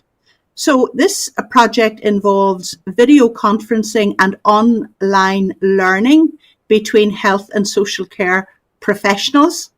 And Mind the Gap is all about strengthening the relationships between primary and secondary care, sharing information so that there is support and learning and peer-to-peer engagement. And the result of that will be to deliver better healthcare outcomes for patients. So just briefly, as an example of topics covered in recent months, would be updates on palliative care, updates on surgical referral pathways, updates on perinatal mental health, and various other important topics like that. Chair, this project costs SPPG very little money. It's a very, very small team that runs Project ECHO, and I think it would be a shame if this project were to be wound up. I understand that the team of employees are set to be made redundant shortly, and also that the final presentations will be this month. So I think this project should continue. It's very worthwhile. Now more than ever, we need better communication between healthcare professionals in primary and secondary care. And I think that this project represents great value for money. And I, for one, would like to see it continue. So I would appreciate the council's support in that regard, Chair. Thank you. Thank you, Councillor Deehan. Councillor McGrath, happy to second that proposal. Is that fair to say, Bernard? Okay, thanks very much for that. Okay, and we're all in agreement with that? Okay. I think we all should remember not to schedule as much into this particular day. See, the full council meeting's tight going. I've learned that again, Keith. You know, you're very relaxed looking, Keith. But I know you had a long day too. It's not just us. Okay. So with that, then the meeting has ended.